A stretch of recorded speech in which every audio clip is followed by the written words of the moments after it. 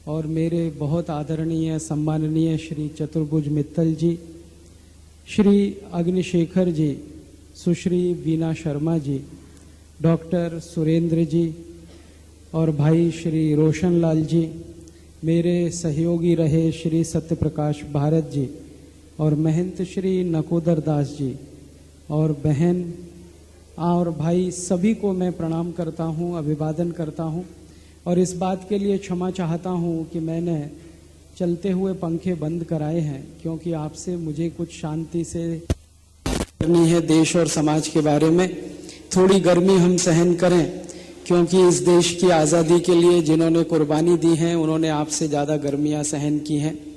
मैं आज इस सभा के शुरुआत में सबसे पहले भारत देश के अमर शहीद श्री मदन लाल धींगरा जी को अपनी तरफ से, आप सभी की तरफ से श्रद्धांजलि अर्पित करता हूँ।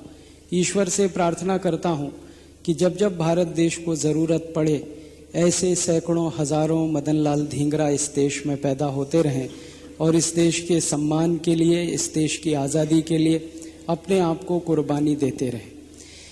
आज 17 अगस्त है, मदन लाल धींगरा जी का बलिदान दिवस है और आज से 2 दिन पहले हमारा स्वतंत्रता दिवस हुआ 15 अगस्त है। इस समय पर एक छोटी सी बात हम सब याद करें। वैसे तो आप सभी जानते हैं, मैं सिर्फ आपको ध्यान दिलाने के लिए कह रहा हूं कि इस देश में जो 15 अगस्त आया 1947 को, टूटा फूटा आधा अधूरा जो भी है, बहुत कीमती है। हम भारतवासी इस बात को महसूस करते हैं, जानते हैं, समझते हैं कि जैसी आज़ादी हमें चाहिए थी वैसी नहीं मिली। जिस सपने को हमारे शहीदों ने देखा था वो पूरा नहीं हुआ। महापुरुषों ने जिस आज़ादी के लिए बलिदान किए वो आज़ादी नहीं मिल पाई। फिर भी आधी अधूरी, टूटी फूटी, लूली लंगड़ी जैसी भी आज़ादी मिली बहुत कीमती है। उस आज़ादी की कीमत के बारे में अंदाज़ा लगाना चाहें तो 2-3 बातों से अंदाज़ा लगा सकते हैं। सबसे पहली बात कि आज़ादी के लाने में हमारे देश के 7,32,781 शहीद हुए, उनको शहादत हुई। मदन लाल धींगरा उनमें से एक, ऊधम सिंह उनमें से एक, भगत सिंह उनमें से एक, लाला लाजपत राय उनमें से एक, शचीन्द्रनाथ सान्याल उनमें से एक, मनमथनाथ गुप्त उनमें से एक, चंद्रशेखर आज़ाद उनमें से एक, झांसी की रानी लक्ष्मीबाई एक, रानी कित्तूर चेन्नम्मा एक, रानी दुर्गावती एक, ऐसे 7,32,781 क्रांतिवीरों के बलिदान के बाद ये आज़ादी आई। बहुत कीमती है। इतनी बड़ी कीमत आज़ादी के लिए दुनिया में किसी भी देश ने नहीं चुकाई जो हमने चुकाई।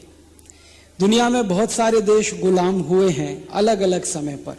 जैसे भारत अंग्रेजों का गुलाम हुआ करीब 250 वर्षों तक, अफ्रीका अंग्रेजों का गुलाम हुआ 450 वर्षों तक, अल्जीरिया फ्रांस का गुलाम हुआ करीब 300 वर्षों तक, अल्जीरिया के आसपास के जो छोटे अफ्रीकी देश हैं वो गुलाम हुए अलग अलग देशों में। एशिया के बहुत सारे देश, इंडोनेशिया, मलेशिया और हमारा पड़ोसी चीन भी गुलाम हुआ अंग्रेजों का। हमारा थोड़ा दूर का पड़ोसी जापान भी गुलाम हुआ अंग्रेजों का। हमारा दूर का पड़ोसी सिंगापुर भी गुलाम हुआ अंग्रेजों का। ऐसे दुनिया में 50 से ज़्यादा देश गुलाम हुए, कभी अंग्रेजों के, कभी फ्रांसीसियों के, कभी जर्मनी के, कभी किसी देश के, कभी किसी देश के। लेकिन किसी भी देश की आज़ादी के लिए, किसी भी देश की स्वतंत्रता के संग्राम के लिए इतनी कुर्बानियां नहीं देनी पड़ी जो भारत में हुई। अफ्रीका का इतिहास मैंने पढ़ा। अफ्रीका का 450 साल का गुलामी का इतिहास है और उससे आज़ादी की लड़ाई का, उनका संघर्ष का इतिहास है। उस अफ्रीका में 56,000 लोगों की कुल कुर्बानियां हुई और उसके बाद अफ्रीका आज़ाद हो गया। इंडोनेशिया, मलेशिया जैसे देश में 20 से 25,000 लोगों की कुर्बानियां हुई, दोनों देश आज़ाद हो गए। अल्जीरिया में 80,000 लोगों की कुर्बानी हुई, अल्जीरिया आज़ाद हो गया। इसी तरह से यूरोप के छोटे देश, एशिया के कुछ बड़े देश, लैटिन अमेरिका के कुछ बड़े देश अलग अलग समय पर गुलाम हुए। हर जगह शहीदों की शहादत भारत की संख्या में छोटी है, कम है। भारत के शहीदों की शहादत सभी देशों के आज़ादी के इतिहास में सबसे अधिक है। और हमारे देश में मदनलाल धींगरा या भगत सिंह या ऊधम सिंह या चंद्रशेखर जैसे शहीदों के बारे में और एक बात जाननी हो तो सबसे कम उम्र के सबसे ज्यादा शहीद जो हुए हैं किसी देश में वो भी भारत में ही। अंग्रेजों की फांसी के फंदे पर चढ़े ऐसे हमारे देश में सैकड़ों क्रांतिवीर थे जो अंग्रेजों की परिभाषा में नाबालिग थे, वो बालिग भी नहीं हुए थे, उनकी उम्र 18 साल भी पूरी नहीं हुई थी। ऐसे कई शहीदों को अंग्रेजों ने फांसी पर चढ़ा दिया। हमारे देश में अंग्रेजों की लाठियां खाकर, अंग्रेजों की गोलियां खाकर, अंग्रेजों की तोप के मुंह से जिनका शरीर बांधा गया और गोले मारकर जिनके चिथड़े कर दिए गए, ऐसे लोगों की संख्या को गिनना शुरू करेंगे तो वो लाखों से भी आगे करोड़ों में है। पिछले 10-12 वर्षों से या कहना चाहिए 15 वर्षों से मेरे एक गुरु माननीय श्री धर्मपाल जी के साथ मिलकर अंग्रेजी दस्तावेजों का इतिहास का जो अध्ययन मैं कर रहा हूं, अभी तो गुरु मेरे साथ नहीं है लेकिन सूक्ष्म रूप में, भाव रूप में वो मेरे साथ अभी भी हैं। उस जानकारी के अनुसार 7,32,781 तो वो शहीद हैं जो फांसी पर चढ़ गए, लंदन की जेलों में या भारत की जेलों में। इसके अलावा अंग्रेजों की गोलियां खाकर जो शहीद हुए, अंग्रेजों की लाठियां खाकर जो शहीद हुए, अंग्रेजों ने तोप के गोले से उनको बांधकर उड़ा दिया, अंग्रेजों ने भारत के हजारों लाखों लोगों को भूख से मरने के लिए मजबूर कर दिया, ऐसे लोगों की संख्या 4.5 करोड़ है। वो अलग है। हमारा तो दुर्भाग्य और अफसोस इस देश का ये है कि अंग्रेजों के जाने के बाद हमने हमारे शहीदों के बारे में, हमारे देश के उन लोगों के बारे में जानने की कोई कोशिश नहीं की है जिन्होंने अपना सर्वस्व न्यौछावर करके इस देश को आजादी दिलाई है। कोई बड़ा रिसर्च का काम अभी तक इस देश में नहीं हुआ है। मैं आज सवेरे हिमाचल प्रदेश आया, यहां आने के बाद एक सुखद अनुभूति मुझे हुई। हमारे पतंजलि योग पीठ और भारत स्वाभिमान से जुड़े हुए एक भाई जो यहाँ उपस्थित हैं, उन्होंने मुझे कहा कि मैं हिमाचल प्रदेश के शहीदों पर कुछ काम कर रहा हूं। तो मैंने कहा आप बहुत बड़ा काम कर रहे हैं, लेकिन ये काम आजादी के 62 साल के बाद हो रहा है। ये काम तो आजादी मिलते ही होना चाहिए था। हिमाचल प्रदेश में कौन शहीद हुए, जम्मू कश्मीर में कौन शहीद हुए, पंजाब में कौन शहीद हुए, हरियाणा में कौन कौन शहीद हो गए, उत्तर प्रदेश में कौन हो गए, मध्य प्रदेश में कौन हो गए, उड़ीसा, बंगाल, बिहार में कौन शहीद हुए, इसकी जानकारी तो हमारे देश के बच्चों को आजादी मिलने के 1-2 साल के अंदर ही हो जानी चाहिए थी, लेकिन नहीं हो पाई है। बहुत अफसोस है।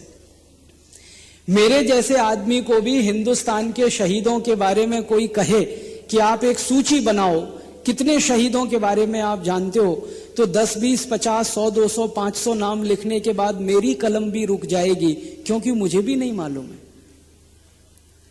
मुझे तो परम सम्माननीय धर्मपाल जी जैसे किसी व्यक्ति का सहयोग नहीं मिला होता या उनका दिशा निर्देश नहीं मिला होता तो मुझे तो ये भी नहीं मालूम था कि 7,32,781 शहीद हो गए इस देश की आजादी के लिए।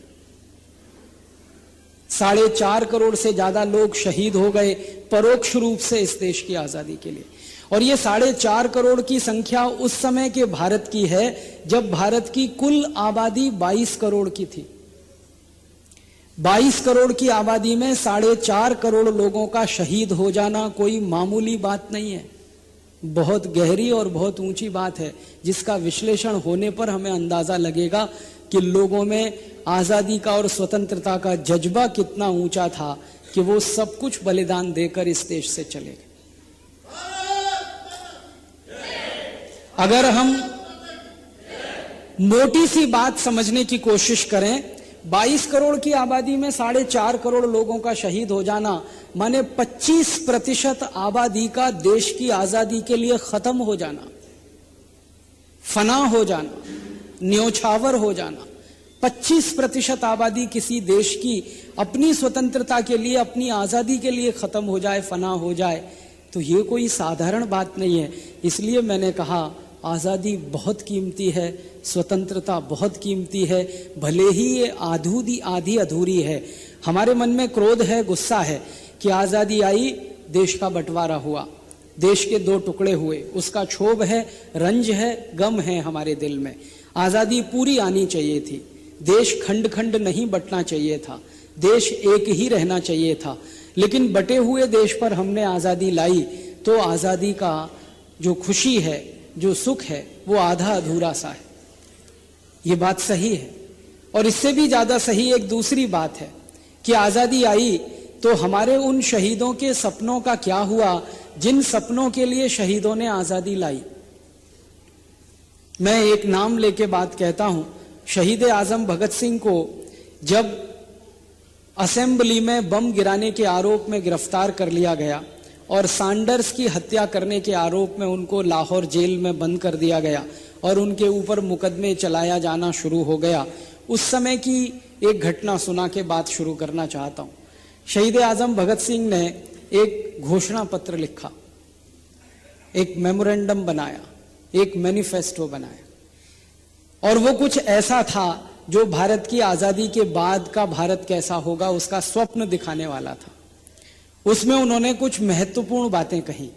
अब अचंबा और हैरानी तो इस बात की होती है कि 23 साल का एक नौजवान इतनी गहरी बात कह सकता है और सोच सकता है। यह हैरान करने वाली बात है। 23 साल की उम्र में किसी नौजवान को इतनी दूरदृष्टि हो सकती है, ये बहुत हैरान करने वाली बात है। 23 साल की उम्र होती ही क्या है? आज के समय में हम देखें हमारे देश के 23 साल की उम्र के नौजवान लड़के लड़कियां क्या कर रहे हैं, क्या कह रहे हैं, क्या जी रहे हैं, क्या पी रहे हैं, क्या खा रहे हैं, किस दिशा में जा रहे हैं, उसकी तुलना करना शुरू करें तो बहुत हैरानी और अचंबा होता है कि शहीद आजम भगत सिंह ने 23 साल की उम्र में क्या लिख दिया अपने घोषणा पत्र में। वो लिखते हैं कि मैं देख रहा हूं मेरी कुर्बानी, मेरी शहादत के 15 साल के बाद ये देश आजाद हो जाएगा। इतने पक्के तरीके से कोई कैसे कह सकता है कि मेरी शहादत के 15 साल के बाद ये देश आजाद हो जाएगा? आप जरा देखिए, 1931 में भगत सिंह की शहादत हुई 23 मार्च को और 1946 3 जुलाई को अंग्रेजों ने घोषणा कर दी कि वो भारत छोड़कर जा रहे हैं। लगभग ठीक 15 साल के बाद ही देश की आजादी आ गई। फिर वो शहीद कहते हैं भगत सिंह कि मुझे अफसोस इस बात का होगा कि आजादी तो आ जाएगी, लेकिन आजादी के बाद का भारत कैसा होगा अगर हमने अंग्रेजों की गुलामी की व्यवस्था को नहीं बदला तो। अंग्रेजों की गुलामी की व्यवस्था से मतलब भगत सिंह का कहना था कि अंग्रेजी कानून, अंग्रेजी नियम, अंग्रेजी शिक्षा, अंग्रेजी प्रशासनिक व्यवस्था, अंग्रेजी अर्थव्यवस्था, अंग्रेजी कृषि व्यवस्था, अंग्रेजी समाज व्यवस्था, अंग्रेजों का आचरण, अंग्रेजों का रहन सहन, अंग्रेजों का खान पान, अंग्रेजों की भाषा, अंग्रेजों की संस्कृति, अंग्रेजों की सभ्यता, अगर इन सबको हमने नहीं बदला तो हमारी आजादी बेमानी हो जाएगी, बेकार हो जाएगी, उसकी कोई सार्थकता नहीं रह जाएगी। अब आजादी के 62 साल के बाद भगत सिंह जी का कहा हुआ ये बयान बिल्कुल सच दिखाई देता है। आजादी के 62 साल के बाद ऐसा ही लगता है कि शायद आजादी बेमानी हो गई है, सार्थकता उसकी कहीं खो गई है। और ये अकेले भगत सिंह की बात नहीं है, यही बात हिंदुस्तान के उन सब क्रांतिवीरों की है जो अलग अलग समय पर शहीद हुए।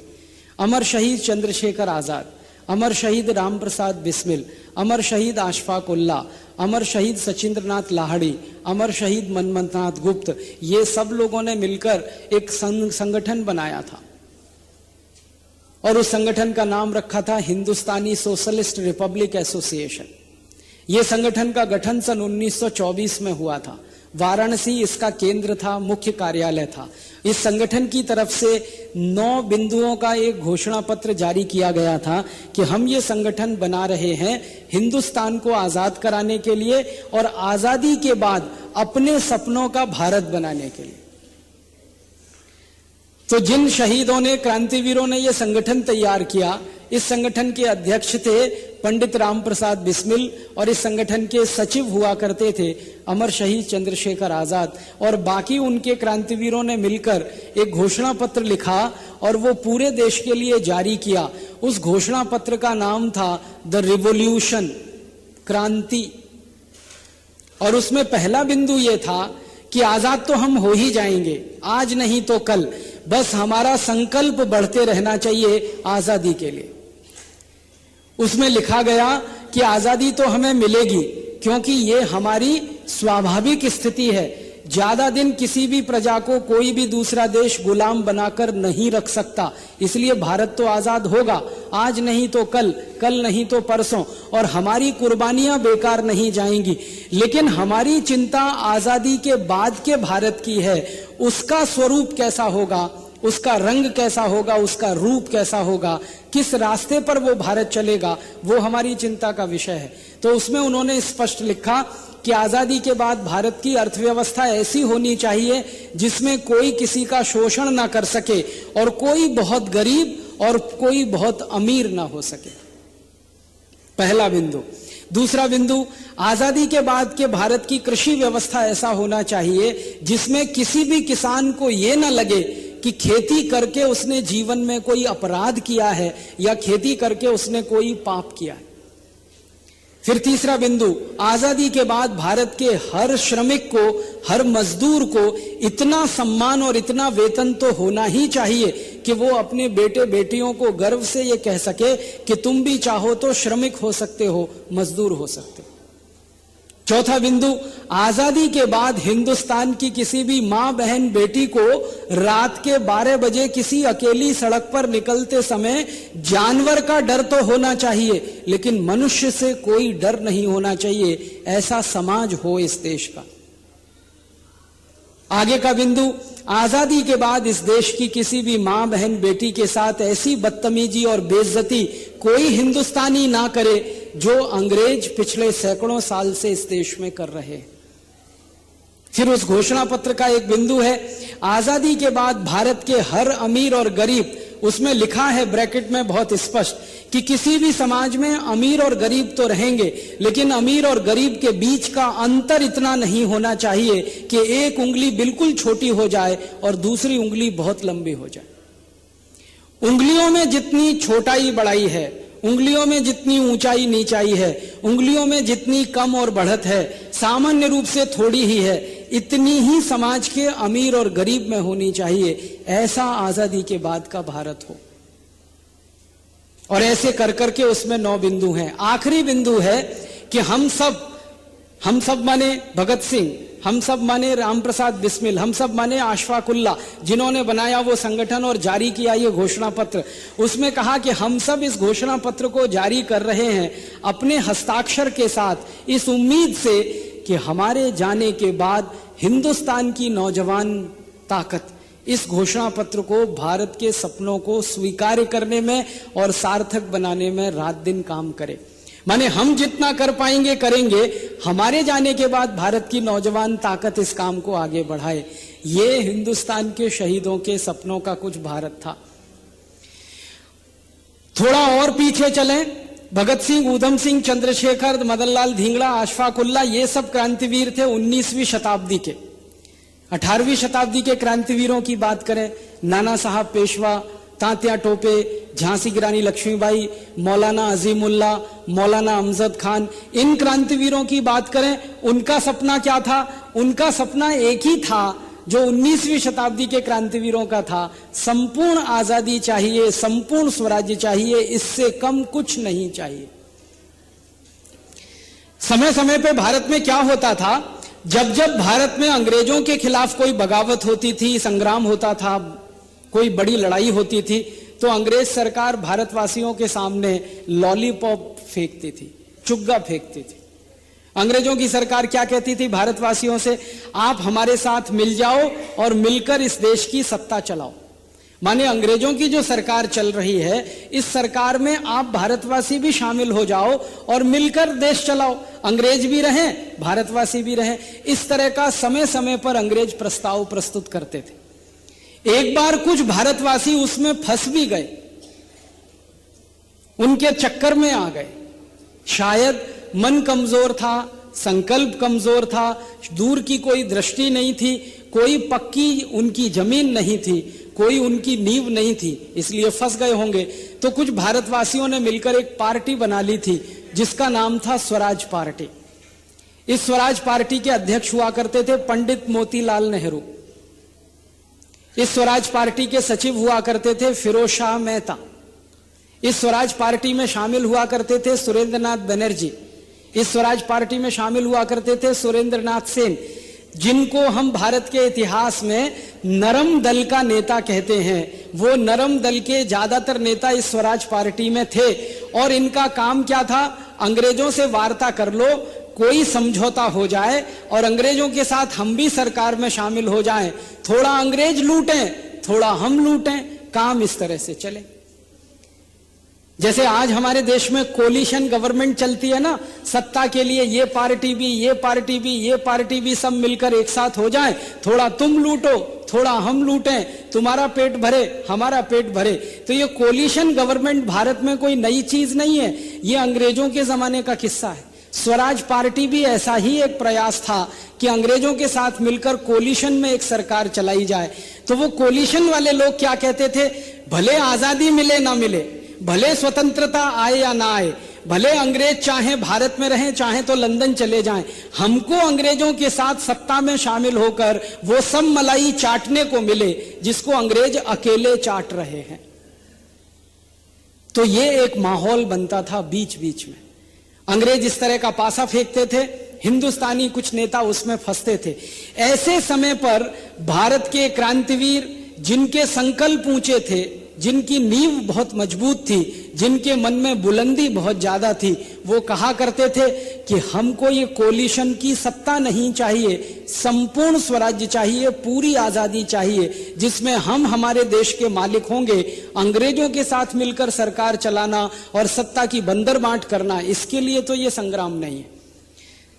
तो नाना साहब पेशवा, तात्या टोपे, झांसी रानी लक्ष्मीबाई, रानी कित्तूर चन्नम्मा, नाना फडणवीस, वासुदेव बलवंत फड़के, ये सारे क्रांतिकारी 18वीं शताब्दी के ये कहा करते थे संपूर्ण आजादी चाहिए, संपूर्ण स्वराज्य चाहिए, संपूर्ण स्वतंत्रता चाहिए। इसके बाद के जो क्रांतिवीर निकले, लाला लाजपत राय, लोकमान्य बाल गंगाधर तिलक, विपिन चंद्र पाल, अरविंदो घोष, वो भी इसी धारा के थे कि संपूर्ण आजादी चाहिए, संपूर्ण स्वतंत्रता चाहिए। एक बार लाला लाजपत राय, लोकमान्य बाल गंगाधर तिलक और विपिन चंद्र पाल और अरविंदो घोष, ये चारों मिलकर एक ही सभा में, एक ही मंच से भाषण दे रहे थे। सभा थी पुणे में, साल था सन 1905 और मामला था अंग्रेजों द्वारा बंगाल का बंटवारा। अंग्रेजों ने हिंदुस्तान का एक राज्य जिसका नाम था बंगाल, उसको दो हिस्सों में बांट दिया था, पूर्वी बंगाल, पश्चिमी बंगाल। पूर्वी बंगाल मुसलमानों के लिए, पश्चिमी बंगाल हिंदुओं के लिए। हिंदू और मुसलमान के आधार पर भारत का बंटवारा हो, ये मोहम्मद अली जिन्ना का सपना नहीं था, ये अंग्रेज अधिकारी करजन का सपना था, जो 1905 में उसने क्रियान्वित कर दिया था। 47 में जाकर भारत का बंटवारा हुआ, वो तो औपचारिकता थी, बीज तो 1905 में अंग्रेजों ने डाल दिया था कि भारत का बंटवारा हिंदू और मुसलमान के आधार पर करना है। और अंग्रेजों ने ये क्यों किया था? क्योंकि 1905 के पहले हिंदू और मुसलमान पूरी ताकत से मिलकर अंग्रेजों के खिलाफ लड़ रहे थे। मैंने आपको बताया, एक तरफ नाना साहब पेशवा थे तो दूसरी तरफ अजीमुल्ला थे, एक तरफ तात्या टोपे थे तो अमजद खान थे, एक तरफ हमारे देश की झांसी रानी लक्ष्मीबाई थी तो दूसरी तरफ बेगम हजरत महल थी। कोई कम मुसलमान इस देश की आजादी के लिए लड़े नहीं हैं, बहुत लड़े हैं और बहुत शहीद हुए। तो ये हिंदू मुसलमान मिलकर लड़ रहे थे और अंग्रेजों को खतरा इसी बात से था कि अगर ये हिंदू मुसलमान इसी तरह से मिलकर लड़ते रहेंगे तो हमको तो आज नहीं कल भागना ही पड़ेगा। तो अंग्रेजों ने एक सिद्धांत बनाया था जिसको वो कहते थे doctrine for divide and rule, बांटो और राज करो का सिद्धांत। उसमें उन्होंने हिंदू मुसलमानों का बंटवारा करने का तय किया था। हिंदू मुसलमानों के खिलाफ हो, मुसलमान हिंदुओं के खिलाफ हो। तो अंग्रेजों ने पूरी एक टोली बनाई हुई थी जिसमें अंग्रेज सैनिक रहा करते थे। ये टोली का एक ही काम होता था, बड़े बड़े शहरों में जैसे दिल्ली है, बंबई है, अहमदाबाद है, मद्रास है, बेंगलोर है, इन बड़े बड़े शहरों में ये अंग्रेज अधिकारियों की टोली क्या किया करती थी, रात में चुपचाप किसी मस्जिद के सामने जाकर सुअर काट के फेंक दिया करती थी और रात में किसी मंदिर के सामने जाकर चुपचाप गाय काट के फेंक दिया करती थी। सवेरे सवेरे अंग्रेजों की तरफ से ऐलान किया जाता था, मुसलमानों के इलाकों में यह भड़काया जाता था कि देखो तुम्हारी मस्जिद के सामने सुअर काट के फेंक दिया इन काफिर हिंदुओं ने। और हिंदुओं की बस्ती में आकर ऐलान किया जाता था कि देखो तुम्हारे मंदिर के सामने तुम्हारी पवित्र गाय को काटकर फेंक दिया इन म्लेच्छ मुसलमानों ने। तो हिंदुओं का खून गर्म होता था मुसलमानों के खिलाफ और मुसलमानों का गर्म होता था हिंदुओं के खिलाफ। उसमें दोनों झगड़ा करते थे, एक दूसरे को मारते थे, एक दूसरे से मरते थे और अंग्रेज खिल खिलाकर हंसा करते थे। अंग्रेजों ने इसी साजिश के तहत बंगाल का बंटवारा किया था, पूर्वी बंगाल मुसलमानों का, पश्चिमी बंगाल हिंदुओं का। तब हिंदू और मुसलमान एक साथ खड़े हुए थे पूरे देश में और उन्होंने संकल्प लिया था, बंटवारा अंग्रेजों ने भौतिक रूप से तो कर दिया है लेकिन आत्मिक रूप से, भावनात्मक रूप से हम होने नहीं देंगे और अब इन अंग्रेजों को भारत से उखाड़ कर ही दम लेंगे। तब भारत के दक्षिण और उत्तर के नेता, पूरब और पश्चिम के नेता एक साथ मिलकर आजादी के लिए लड़ रहे थे। उस समय की यह घटना है। लाला लाजपत राय उत्तर भारत के नेता, बाल गंगाधर तिलक पश्चिम भारत के नेता, विपिन चंद्र पाल, अरविंदो घोष पूर्वी भारत के नेता, ये मिलकर एक साथ सभाएं किया करते थे। तो ऐसी ही एक सभा पुणे में हो रही थी। उस सभा में कुछ अंग्रेजी पत्रकार भी आए हुए थे, विदेशी पत्रकार भी आए हुए थे। उस समय ये ब्रिटिश ब्रॉडकास्टिंग कॉरपोरेशन चला करता था और अंग्रेजों का एक अखबार निकला करता था जिसको आजकल हम टाइम्स ऑफ इंडिया कहते हैं। वो एक जमाने में टाइम्स ऑफ इंग्लैंड हुआ करता था, बाद में इसका हिंदुस्तानीकरण हुआ, स्वदेशीकरण हुआ। तो उस अखबार के कुछ रिपोर्टर, बीबीसी के कुछ रिपोर्टर बैठे हुए थे। लोकमान्य तिलक ने मंच से घोषणा की कि स्वराज्य हमारा जन्म सिद्ध अधिकार है, हम इसे लेकर रहेंगे और स्वराज्य को लाने के लिए स्वदेशी के रास्ते पर चलेंगे। भाषण खत्म होने के बाद, मीटिंग खत्म होने के बाद अंग्रेज पत्रकारों ने पूछा था, आपको भरोसा है कि स्वराज्य आएगा? तो लोकमान्य तिलक ने कहा कि आपको भरोसा है कि अंग्रेज यहां हमेशा रहेंगे? तो उन्होंने कहा हमको तो ऐसा लगता है कि अंग्रेजों ने तो भारत में 1000 साल रहने की योजना बनाई है।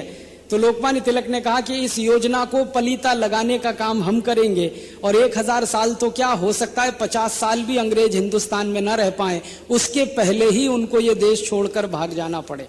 1905 में उन्होंने कहा था कि 50 साल भी ज्यादा हैं और 1946 में अंग्रेजों ने भारत छोड़ने की बात की थी। मतलब यह है कि जब क्रांतिवीरों का संकल्प बड़ा होता है, जमीन बहुत पक्की होती है और स्मृति उनकी बहुत गहरी होती है, तो उनके मुंह से निकले हुए वाक्य भविष्यवाणी बन जाया करते हैं। वैसा ही हुआ करता था। तो उनकी भविष्यवाणी तो हो गई सिद्ध। अंग्रेज तो भाग गए 15 अगस्त 1947 को। लेकिन हम सबको अब गंभीरता से यह सोचना है कि अंग्रेजों के भाग जाने के बाद इस देश में क्या वो सब हो पाया जिसके लिए शहीदों ने कुर्बानी दी है? अंग्रेजों के भाग जाने के बाद क्या अंग्रेजियत इस देश से भाग गई है? अंग्रेजों के भाग जाने के बाद क्या अंग्रेजी इस देश से भाग गई है? अंग्रेजों के जाने के बाद क्या व्यवस्था बदल गई है जिस व्यवस्था के लिए हमारे शहीदों ने कुर्बानी दी है या आजादी की लड़ाई लड़ी है? जब इस प्रश्न को हम गहराई से सोचते हैं तो उत्तर मिलता है नहीं। अंग्रेज तो चले गए हैं, अंग्रेजी नहीं गई है। अंग्रेज तो चले गए हैं, अंग्रेजियत नहीं गई है। अंग्रेज तो चले गए हैं, उनकी व्यवस्थाएं नहीं गई हैं। अंग्रेज तो चले गए हैं, लेकिन अंग्रेजों की छोड़ी हुई निशानियों को हमने आज तक सहेज और संभाल कर रखा है। जैसे कि गुलामी की निशानियों को कोई देश जिंदा नहीं रखता, लेकिन हमने रखा। अब जो गंभीर प्रश्न है हम सब भारतवासियों के सामने, मदनलाल धिंगरा, आशफाक उल्लाह, भगत सिंह, उधम सिंह, चंद्रशेखर, ऐसे ऐसे शहीदों की सारी कुर्बानी देने के बाद अब हमारे सामने गंभीर प्रश्न है वो ये कि इन सब कुर्बानी देने वाले के शहीदों का आजादी के बाद का जो सपना था वो पूरा नहीं हो पाया है। तो उसके लिए हम क्या करें? मैं एक दो उदाहरण से बात कर थी कि जो भी कुछ करो कानून बनाकर करो। अत्याचार करना है तो कानून बना दो, जेब काटनी है तो कानून बना दो, लूटना है भारतवासियों को तो कानून बना दो, बर्बादी करनी है भारत की तो कानून बना दो, बेइज्जती करनी है भारत की तो कानून बना दो। वो सब काम कानून बनाकर किया करते थे और इसको अंग्रेजी भाषा में कहा जाता था रूल ऑफ द लॉ, कानून का शासन। अंग्रेज सारी दुनिया के सामने ये प्रस्तुत किया करते थे कि हम तो भारत में कानून का शासन चला रहे हैं, अब उस शासन में अत्याचार होता है तो ये भारतवासियों का नसीब है, हम क्या करें। लेकिन दुनिया को ये बात समझ में बहुत देर में आई कि जब कानून आप गलत बनाएंगे, उल्टे बनाएंगे, तो उन कानूनों से अत्याचार ही होगा और उन कानूनों के आधार पर बर्बादी ही होगी। कोई उसमें से सुखद और सुखी देश की निर्माण व्यवस्था संभव नहीं। एक उदाहरण से बताता हूं। अंग्रेजों ने भारतवासियों पर अत्याचार करने का एक कानून बनाया जिसका नाम है इंडियन पुलिस एक्ट। नाम था नहीं कह रहा हूं, नाम है। क्यों? क्योंकि ये इंडियन पुलिस एक्ट अंग्रेजों ने तो बनाया था 1860 में, लेकिन दुर्भाग्य से इस देश की आजादी के 62 साल के बाद भी ये चल रहा है, इंडियन पुलिस एक्ट। ये कानून बनाया गया 1860 में। 1860 कब आया? 1857 के बाद। और 1857 में क्या हुआ? अंग्रेजों के खिलाफ बगावत। इस देश में नाना साहब पेशवा, तात्या टोपे, झांसी की रानी लक्ष्मीबाई, अजीमुल्ला जैसे क्रांतिवीरों की मदद से सारे देश में अंग्रेजों के खिलाफ बगावत हुई थी। और उस बगावत में एक बात जो हम जानते नहीं है वो ये कि इस बगावत में 3 महीने के अंदर अंग्रेज पूरी तरह से हार गए थे, परास्त हो गए थे। बगावत शुरू हुई थी 10 मई 1857 से और शुरुआत हुई थी मेरठ से। आप सभी जानते हैं पश्चिमी उत्तर प्रदेश का एक शहर है मेरठ। वहां के कुछ क्रांतिवीरों ने शाम को 5 बजे 10 मई 1857 को अंग्रेजों के बंगले जला दिए थे, घर जला दिए थे।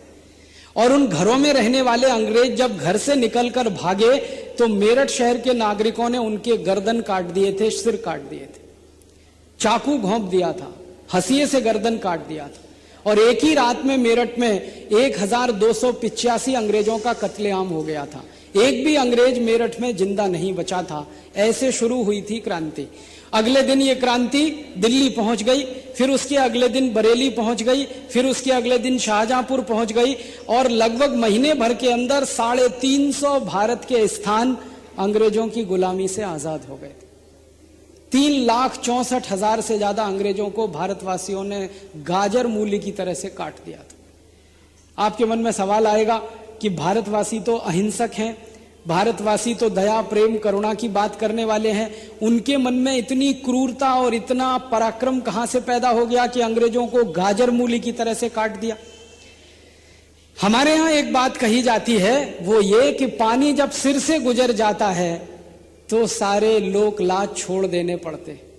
हमारे देश में भी ऐसा ही हुआ था। पानी हमारे सिर से गुजर गया था तो भारत के लोगों ने अपनी लोक लाज और परंपरा को ताक पर उठाकर रख दिया था। पानी सिर से कैसे गुजर गया था? 100 साल तक अंग्रेजों का अत्याचार सहन किया भारतवासियों ने, 1757 से 1857 तक। उस अत्याचार में सबसे बड़ा अत्याचार था इस देश की लूट। इतना लूटा था अंग्रेजों ने 100 साल में, दुनिया के किसी देश के इतिहास में उसकी मिसाल नहीं मिलती। एक ही उदाहरण से बात कहता हूं। 1757 में एक अंग्रेज लुटेरा इस देश में आया। पंखा बंद कर दीजिए और आप शांति से बैठ जाइए, आना जाना मत करिए। 1757 में इस देश में एक अंग्रेज लुटेरा आया, उसका नाम था Robert Clive. East India company का कमांडर इन चीफ बन के आया। ब्रिटिश पार्लियामेंट ने उसको लेटर ऑफ अथॉरिटी दिया और उसको कहा कि तुम भारत में जाओ और जिस जिस स्थान पर संभव है ईस्ट इंडिया कंपनी की सरकार बनाओ। तो रॉबर्ट क्लाइव ने ब्रिटिश पार्लियामेंट को कहा कि अगर भारत में जाकर ईस्ट इंडिया कंपनी की सरकार बनानी है तो मुझे सैनिक चाहिए और मुझे लाखों की संख्या में सैनिक चाहिए। ब्रिटिश पार्लियामेंट ने कहा कि लाखों की संख्या में तो सैनिक हम दे नहीं सकते क्योंकि इस समय हमारे पास ज्यादा सैनिक नहीं है। क्यों? उसी समय इंग्लैंड फ्रांस के खिलाफ युद्ध लड़ रहा था और फ्रांसीसी युद्ध में अंग्रेजों की बहुत बड़ी फौज लगी हुई थी, तो ज्यादा सैनिक उनके पास थे नहीं। 350 सैनिकों को लेकर रॉबर्ट क्लाइव कलकत्ता पहुंचा और उसने ईस्ट इंडिया कंपनी का शासन बंगाल में स्थापित करने का सपना देखा। अब आप सोचिए, बंगाल में जहां भारत का राजा था सिराजुद्दौला, जिसके पास सैनिकों की, पैदल सैनिकों की संख्या 18,000 थी, जिसके पास हाथी घोड़े जो सैनिक वाले होते हैं वो 7,500-8 हजार से ज्यादा थे, और जिसके पास तीर, तलवार, भाले, बंदूक, तोप आदि आदि अंग्रेजों से कई गुना ज्यादा थी, उस बंगाल के ऊपर 350 अंग्रेजों का सेनापति सपना देख रहा है कब्जा करने का, तो वो तो संभव नहीं था। रॉबर्ट क्लाइव को मालूम था कि यहां तो मैं सफल हो नहीं पाऊंगा, तो क्या करना चाहिए? उसने एक युक्ति निकाली, एक चालाकी खेली। बस उसी चालाकी में हम पिट गए और अंग्रेजों के गुलाम हो गए। वो चालाकी क्या थी रॉबर्ट क्लाइव को मालूम था आमने सामने लड़ेंगे तो जीत नहीं पाएंगे, 20 मिनट में युद्ध खत्म हो जाएगा, 18,000 की सेना 350 सैनिकों को खत्म कर देगी। तो उसने युद्ध ना लड़के एक दूसरा काम किया, उसने अपना एक दूत सिराजुद्दौला की सेना में भेजा ये पता लगाने के लिए कि जानकारी करो कि कौन भारत से गद्दारी कर सकता है, कौन भारत को धोखा दे सकता है, किसके दिल में भारत से धोखा देने की, गद्दारी करने की तीव्र भावना है, ये पता लगाओ। और उसके दूत पहुंच गए। सिराजुद्दौला की सेना में एक आदमी मिल गया जिसका नाम था मीर जाफर। और मीर जाफर ऐसा ही एक व्यक्ति था जिसके मन में पैसे को लेकर, कुर्सी को लेकर तीव्र लालसा थी, जैसी आजकल हमारे नेताओं में है वैसी ही थी। मीर जाफर जो था बंगाल का रक्षा मंत्री था, डिफेंस मिनिस्टर था, लेकिन सपना देखता था प्रधानमंत्री बनने का। अंग्रेजों ने उसको ऑफर कर दिया कि तुमको हम प्रधानमंत्री बनाएंगे, तुम हमारी मदद करो। मीर जाफर ने पूछा क्या मदद करें? तो मीर जाफर को कहा गया बस इतनी मदद करो कि अपनी सेना के सारे सैनिकों को अंग्रेजों के सामने आत्मसमर्पण करने के लिए मजबूर करो, युद्ध मत लड़ो, आत्मसमर्पण करो। और तुमने अगर आत्मसमर्पण करा दिया तो तुमको बंगाल का राजा बना देंगे, प्रधानमंत्री पद मिल जाएगा, करोड़ों स्वर्ण मुद्राएं मिल जाएंगी। तो करोड़ों स्वर्ण मुद्राओं के लालच में, प्रधानमंत्री पद के लालच में मीर जाफर बिक गया। उसने रॉबर्ट क्लाइव से समझौता कर लिया। समझौते में यह लिख दिया गया कि युद्ध नहीं होगा, आत्मसमर्पण होगा। और 23 जून 1757 को प्लासी के मैदान में मीर जाफर की गद्दारी के चलते भारत के 18,000 सैनिकों ने आत्मसमर्पण कर दिया। अंग्रेजों ने बिना लड़े भारत के 18,000 सैनिकों को बंदी बना लिया और उन बंदी बनाए सैनिकों की बाद में एक एक करके हत्या कर दी। रॉबर्ट क्लाइव ने बंगाल का युद्ध तथाकथित रूप से जीत लिया। फिर रॉबर्ट क्लाइव ने विजय जुलूस निकाला। कलकत्ता में प्लासी है, कलकत्ता के नजदीक, वहां से लेकर मुर्शिदाबाद तक वो घोड़े पर चढ़कर आगे बैठता था और पीछे पीछे उसके 350 सैनिक चलते थे। उसके पीछे मीर जाफर होता था और उसके पीछे मीर जाफर के सैनिक चलते थे। तो रॉबर्ट क्लाइव ने अपनी डायरी में लिखा है कि जब मैं कलकत्ता से मुर्शिदाबाद गया, 14 दिन और 14 रात में घोड़े पर चला, सड़क के दोनों तरफ हिंदुस्तानियों ने लाखों की संख्या में मेरा जुलूस देखा और उन हिंदुस्तानियों ने तालियां बजाई। अगर उन एक एक हिंदुस्तानी ने मुझे पत्थर उठाकर मार दिया होता तो भारत का इतिहास 1757 में ही बदल गया होता। हमारे लिए अफसोस इसी बात का है कि हम अंग्रेजों के विजय जुलूस पर तालियां बजाते रहे, उनके लिए जय जयकार करते रहे। एक एक अंग्रेज को उठाकर एक एक पत्थर मारा होता तो 350 अंग्रेज तो 1757 में ही मर गए होते। ईस्ट इंडिया कंपनी का शासन कभी स्थापित नहीं हुआ होता। 7,32,781 शहीदों को कुर्बानी नहीं देनी पड़ती। 4.5 करोड़ हिंदुस्तानियों का परोक्ष बलिदान नहीं होता अगर एक मीर जाफर नहीं होता। और दुख और दुर्भाग्य इस देश का यह है कि 1757 में एक मीर जाफर था, अब 2009 में तो मीर जाफर ही मीर जाफर हैं, जो कुर्सी और पैसे के लिए इस देश के किसी भी स्तर का समझौता कर रहे हैं। देश की आत्मा को बेच रहे हैं, देश को बेच रहे हैं, फिर से इस देश को गुलाम बनाने की तैयारी कर रहे हैं। इतिहास एक बात कहता है, वर्तमान हमारा उसका दूसरा चित्र हमें दिखाता है। हमको हमारे वर्तमान में चिंता यही करने की जरूरत है, क्या वही गलती जो मीर जाफर ने की 1757 में हम दोहराएंगे? क्या वही गलती जो हमारे हजारों हिंदुस्तानियों ने की कि रॉबर्ट क्लाइव का जुलूस तो देखते रहे, उस पर पत्थर उठाकर हमने नहीं मारा, वही गलती हम फिर दोहराएंगे अब आजादी के 62 साल के बाद? और इसी पर भारत का भविष्य तय होगा।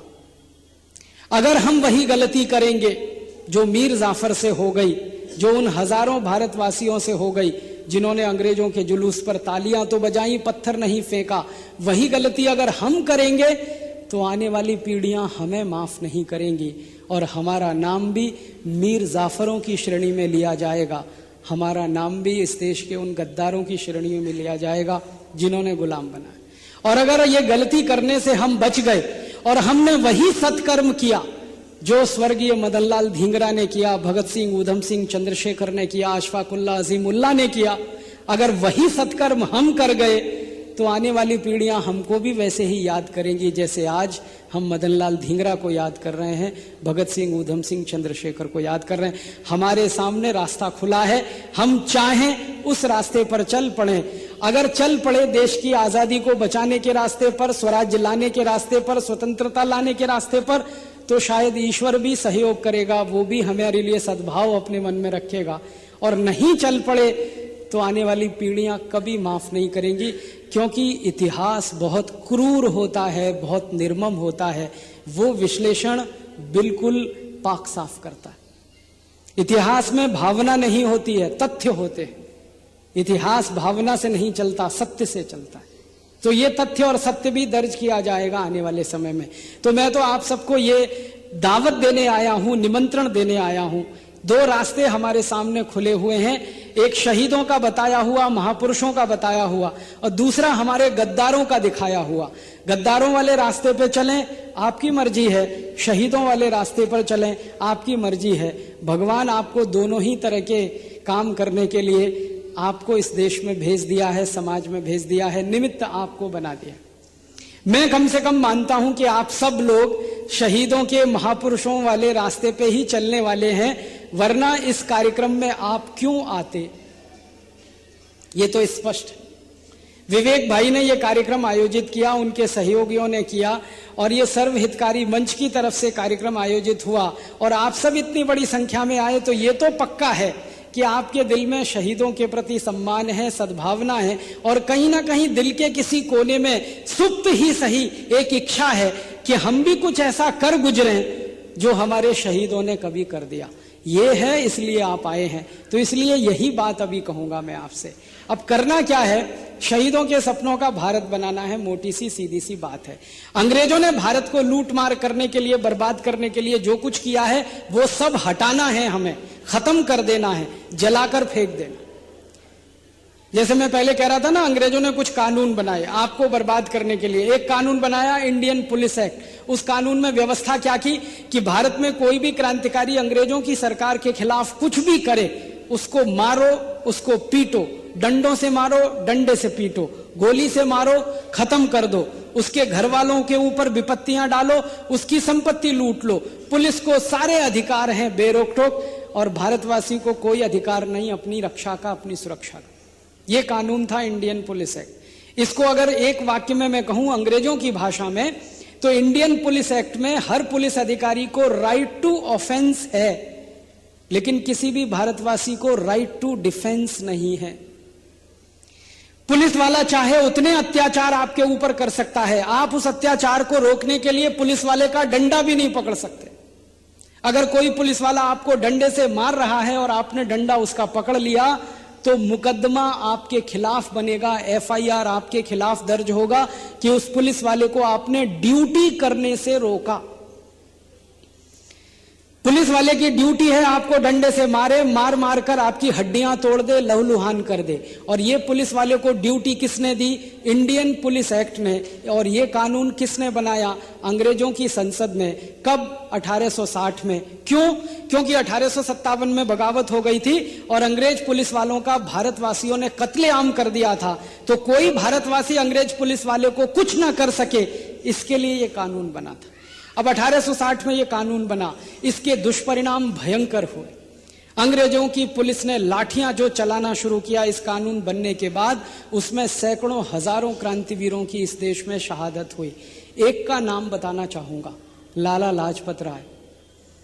आप जानते हैं इसी पुलिस कानून के चलते लाला लाजपत राय की मृत्यु हुई थी।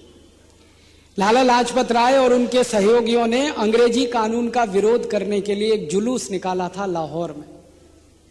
कानून था रॉलेट एक्ट, और उस कानून में भारत के सभी नागरिकों के प्राथमिक अधिकार, वैयक्तिक अधिकार, फंडामेंटल राइट्स खत्म हो गए थे। तो उसका विरोध करने के लिए जुलूस निकाला।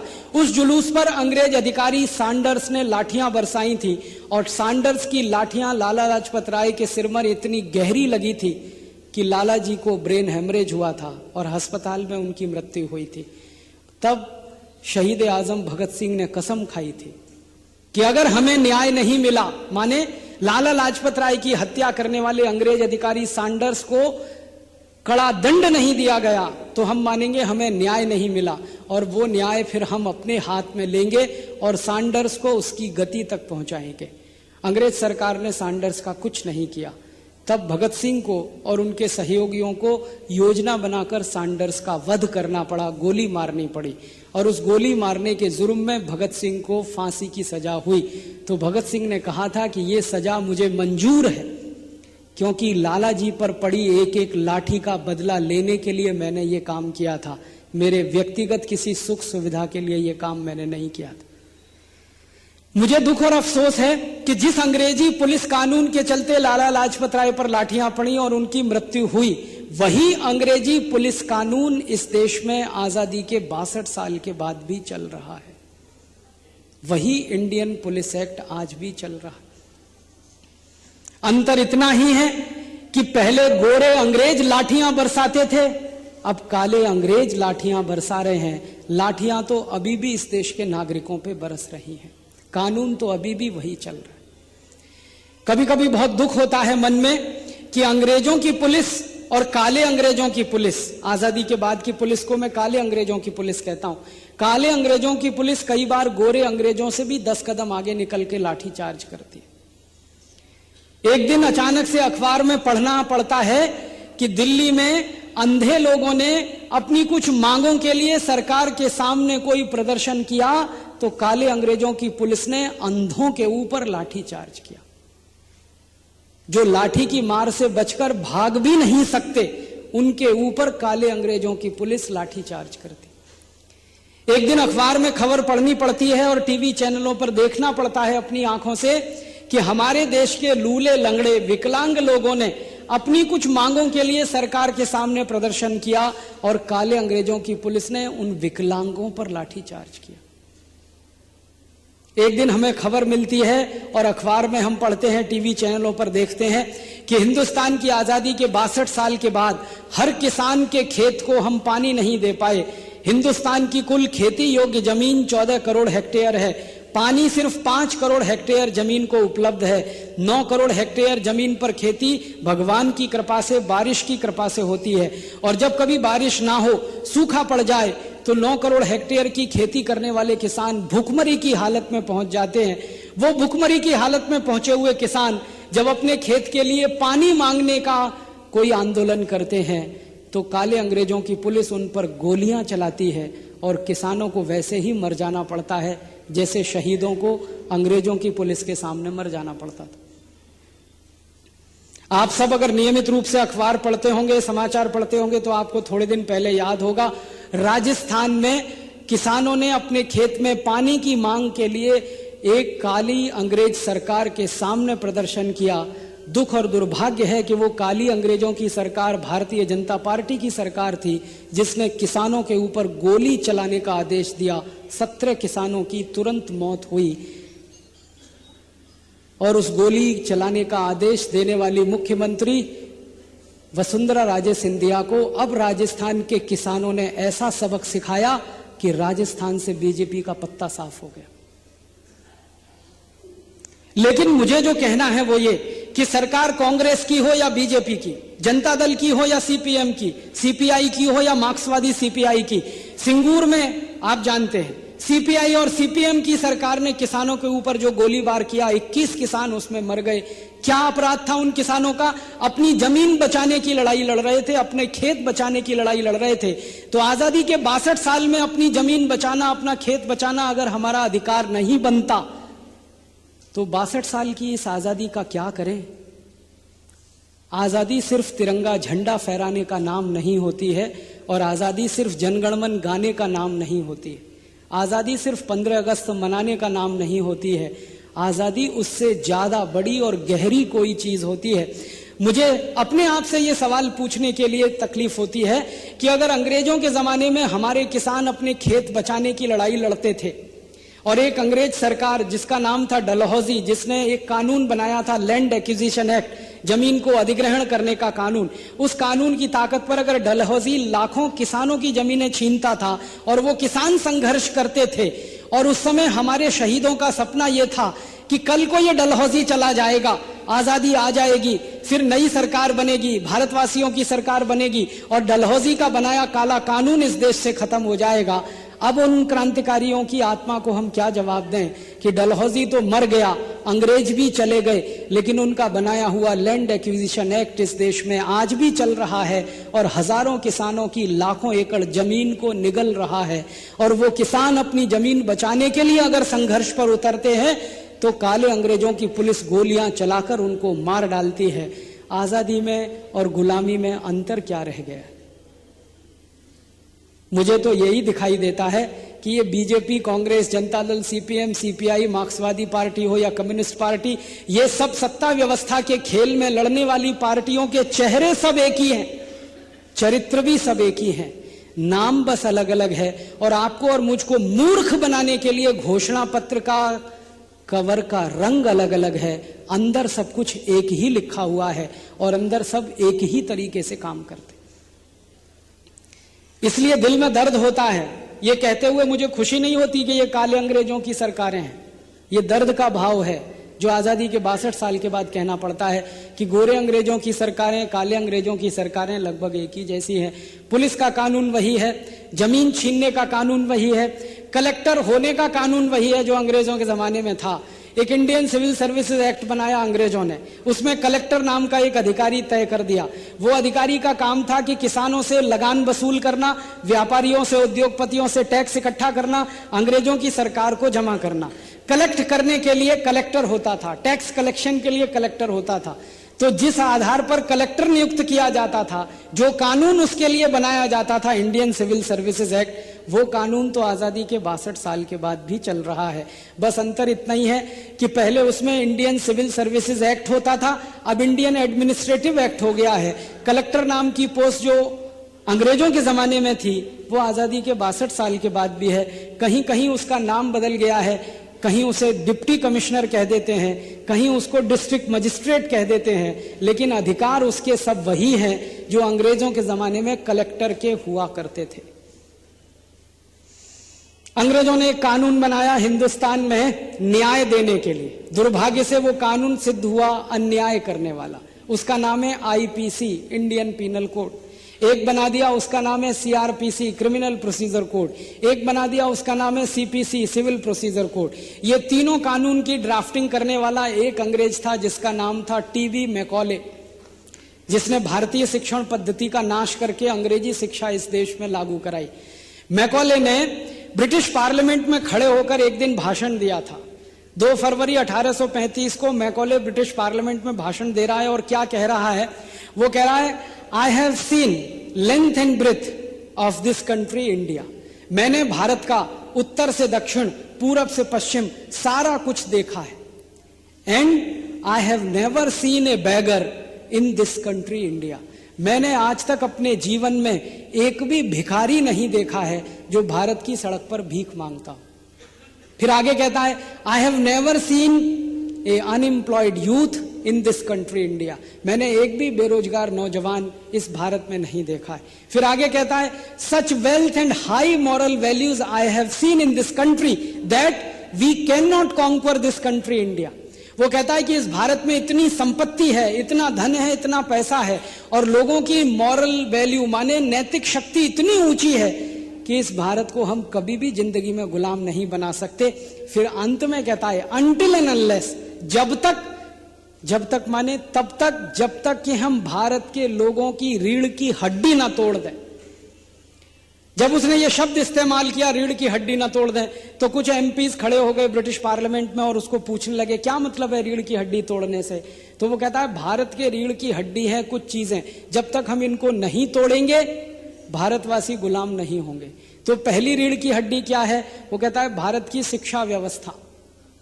ये शिक्षा व्यवस्था भारत में इतनी मजबूत है कि भारतवासी गुलाम ही नहीं हो सकते किसी के। तो भारतीय शिक्षा को खत्म करना पड़ेगा। दूसरी रीढ़ की हड्डी है भारत की अर्थव्यवस्था, फिर तीसरी रीढ़ की हड्डी है भारत की न्याय व्यवस्था, चौथी रीढ़ की हड्डी है भारत की चिकित्सा व्यवस्था, पांचवी रीढ़ की हड्डी है भारत की सामाजिक परंपराएं और मान्यताएं, छठवीं रीढ़ की हड्डी है भारत की संस्कृति और सभ्यता, और वो 6 रीढ़ की हड्डी गिनाता है और कहता है इनको एक एक करके हम जब तोड़ेंगे तभी भारत गुलाम बनेगा। ब्रिटिश प्राइम मिनिस्टर मैकॉले को पूछता है कैसे तोड़ोगे, तो उसने कहा बहुत आसान है, भारत की ये जो व्यवस्थाएं चल रही हैं ये कुछ आधार पर चल रही हैं, इन आधार को खत्म कर दो, भारत की रीढ़ की हड्डियां टूट जाएंगी।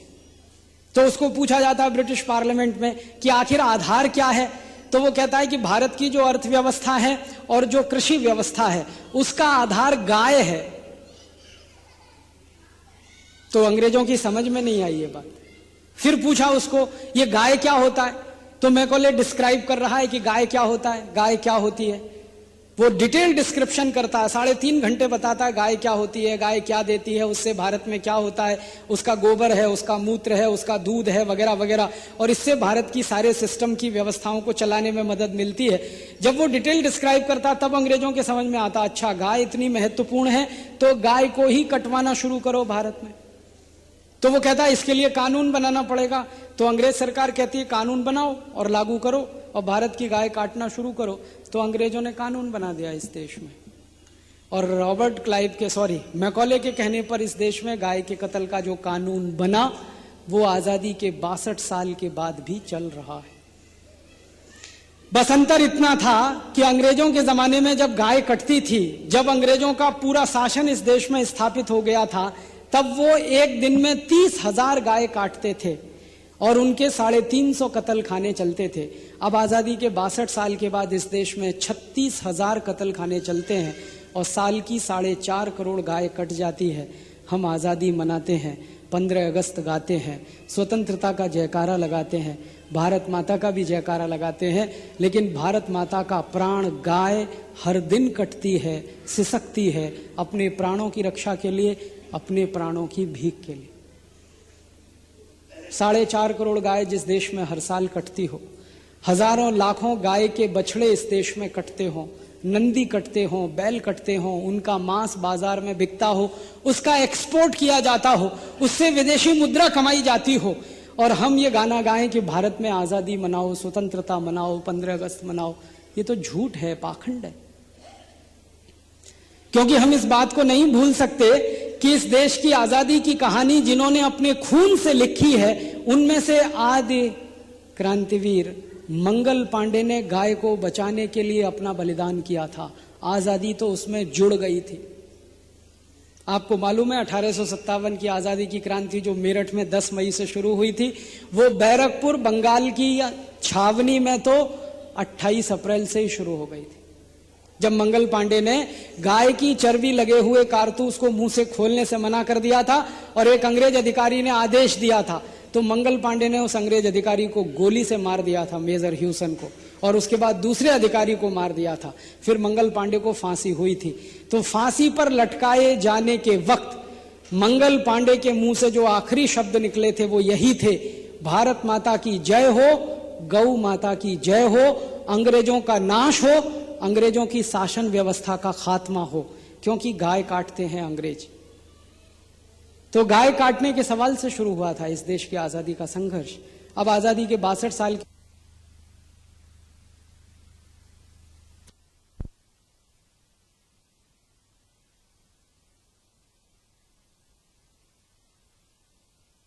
कितने दिन ढोएंगे?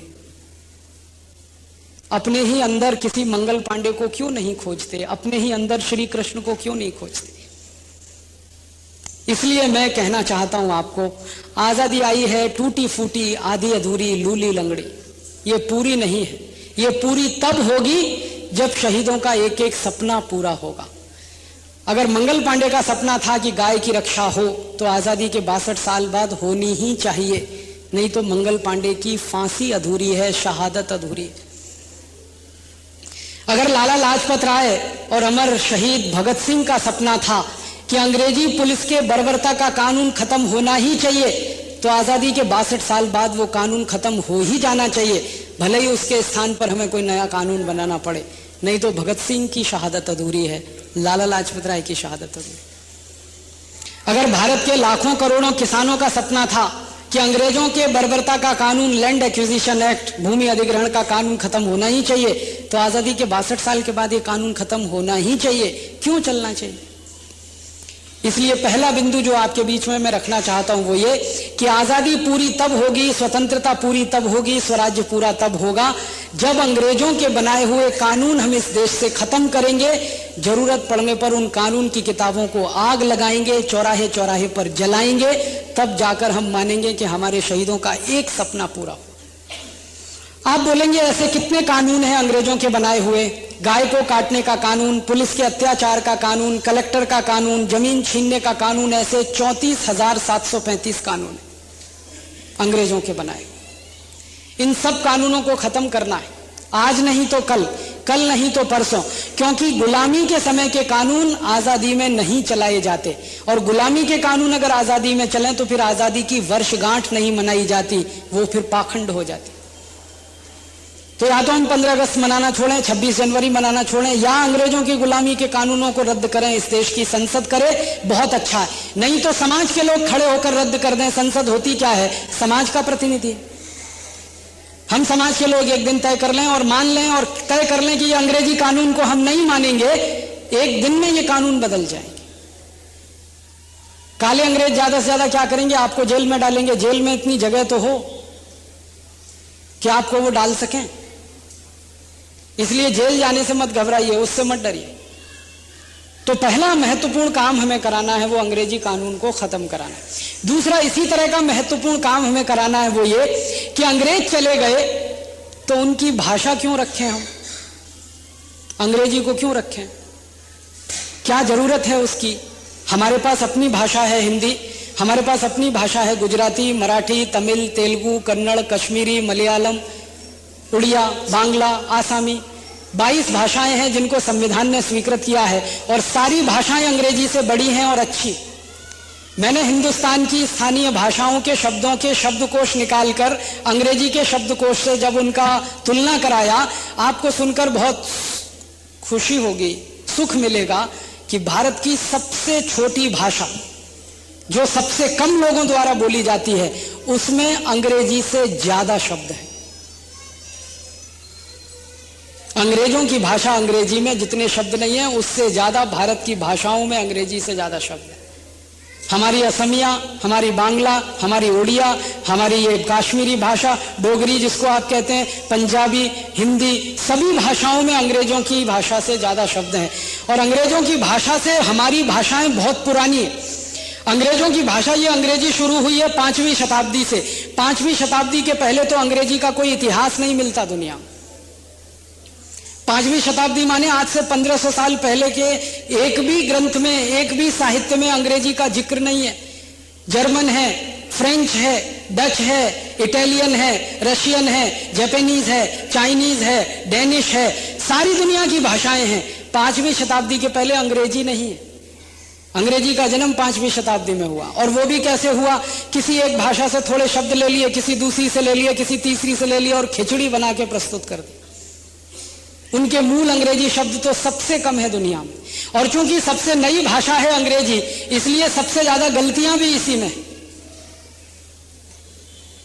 जिस भाषा में सबसे ज्यादा गलतियां होती हों, जिसका व्याकरण का कोई और नहीं, कोई छोर नहीं, और जिस भाषा की मूल गलतियों को ठीक करने की ताकत किसी में नहीं, उस भाषा को हमने ओढ़ के रखा है, बिछा के रखा है, पहन के रखा है। हमारी मूर्खता की भी हद है। कुछ भारतवासी कुतर्क देते हैं कि अंग्रेजी अंतर्राष्ट्रीय भाषा है। कहां है बताइए ना? दुनिया में 200 देश हैं, कौन से ऐसे देश में अंग्रेजी चलती है जो कभी अंग्रेजों का गुलाम नहीं हुआ? अंग्रेजी चलती है भारत में, अंग्रेजों का गुलाम हुआ। अंग्रेजी चलती है पाकिस्तान में, अंग्रेजों का गुलाम था। अंग्रेजी चलती है बांग्लादेश में, अंग्रेजों का गुलाम था। अंग्रेजी चलती है अफ्रीका में, अंग्रेजों का गुलाम रहा। अंग्रेजी चलती है कनाडा में, अंग्रेजों का गुलाम रहा। अंग्रेजी चलती है वेस्ट इंडीज में, अंग्रेजों का गुलाम देश। अंग्रेजी जहां जहां चलती है वो सब वही देश हैं जो अंग्रेजों के गुलाम हुए। और जो देश कभी अंग्रेजों के गुलाम नहीं हुए, उनमें से किसी एक देश का नाम बताइए जहां अंग्रेजी चलती हो। फ्रांस में फ्रेंच है, जर्मनी में जर्मन है, इटली में इटालियन है, रूस में रशियन है, जापान में जापानीज है, चीन में चाइनीज है,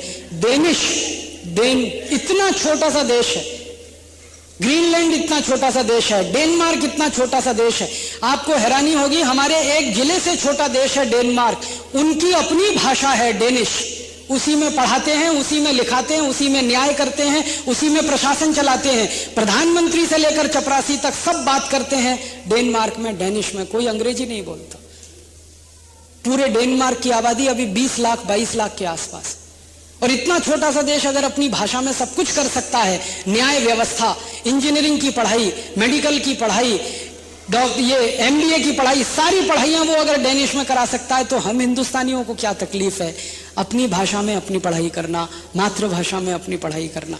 तो हमको दूसरा बड़ा काम जो करना है अभी इस देश में वो ये कि जैसे अंग्रेजों को भगाया वैसे अंग्रेजी को भगाना, जैसे अंग्रेजों को हटाया वैसे अंग्रेजी को हटाना।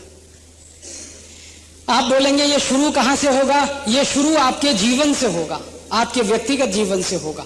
पहले चीजें व्यक्तिगत जीवन में शुरू होती हैं, फिर सार्वजनिक जीवन में अपने आप आ जाती हैं। तो आप अपनी जिंदगी से पहले अंग्रेजी को हटाइए, धीरे धीरे देश और समाज से भी हटना शुरू हो जाएगी। कहां से हटाएं? अपने घर में देखिए कहां कहां क्या क्या अंग्रेजियत का इस्तेमाल आप करते हैं। अपने बच्चों को बोलते हैं मम्मी बोल, डैडी बोल, क्यों? खराब शब्द है मम्मी, कोई अच्छा नहीं है। MUMMY, मम्मी का अर्थ है मरा हुआ।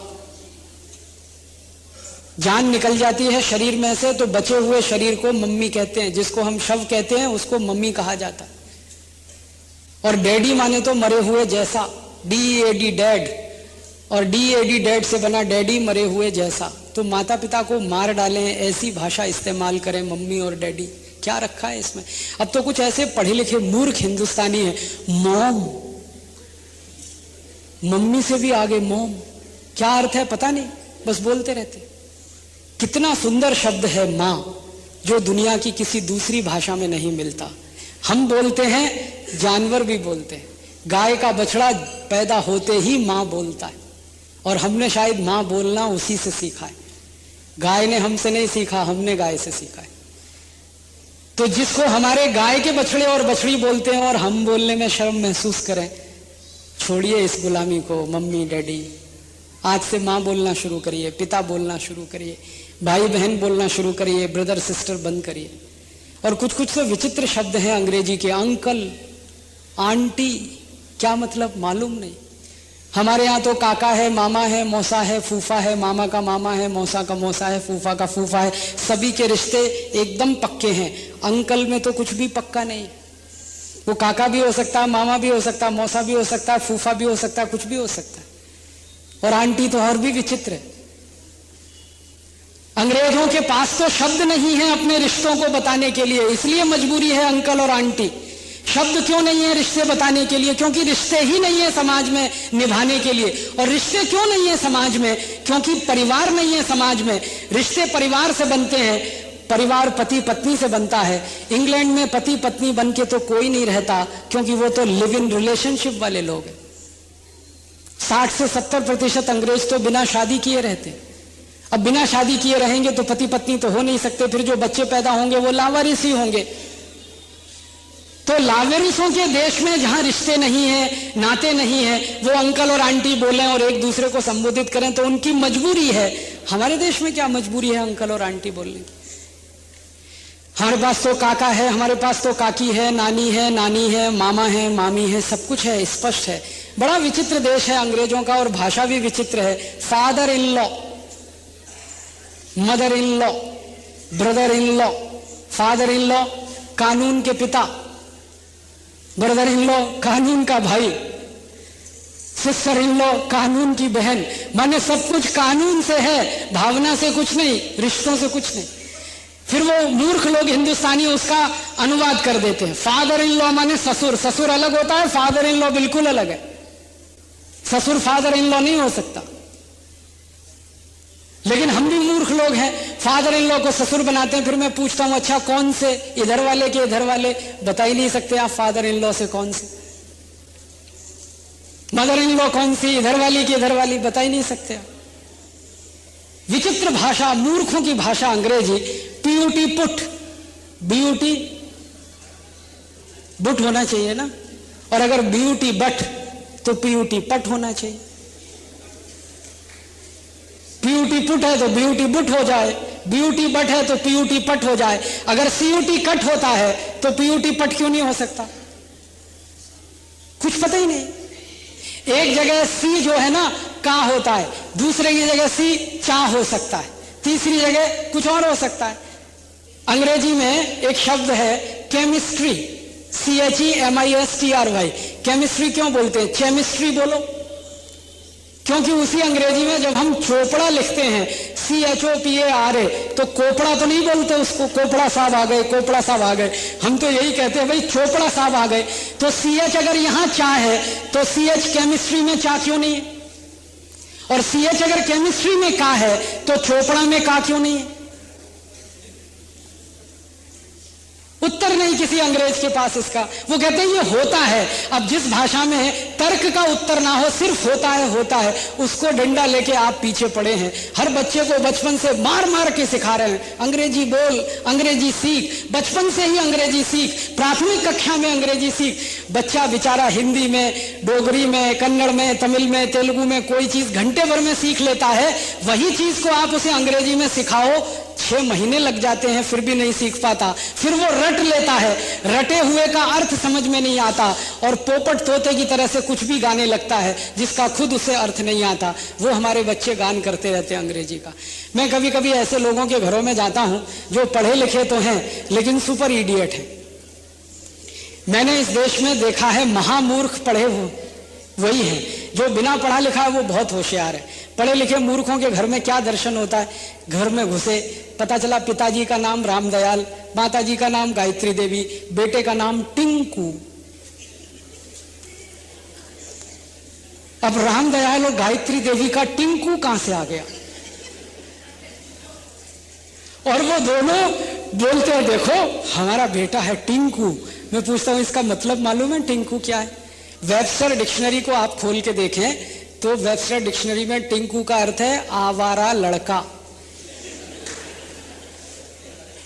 जिसके बाप का पता नहीं, जिसकी अम्मा का पता नहीं, वो टिंकू होता है। और यहां माँ बाप के होते हुए बच्चे को टिंकू टिंकू टिंकू टिंकू बना बना के उसका कबाड़ा कर रहे हैं।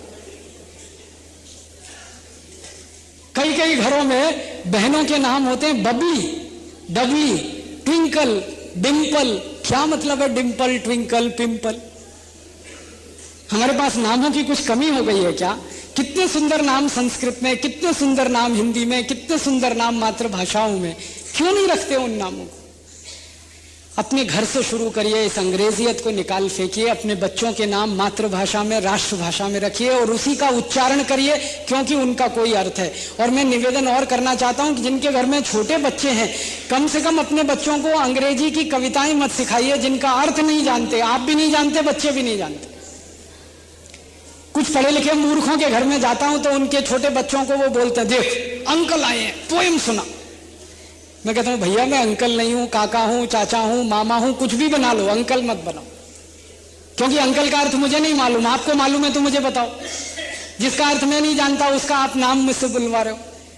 फिर वो बच्चों को कहते हैं पोएम सुनाओ, कविता नहीं पोएम सुनाते हैं। अब बच्चे चालू हो जाते हैं टेप रिकॉर्डर की तरह से, rain rain go away come again another day little baby wants to play.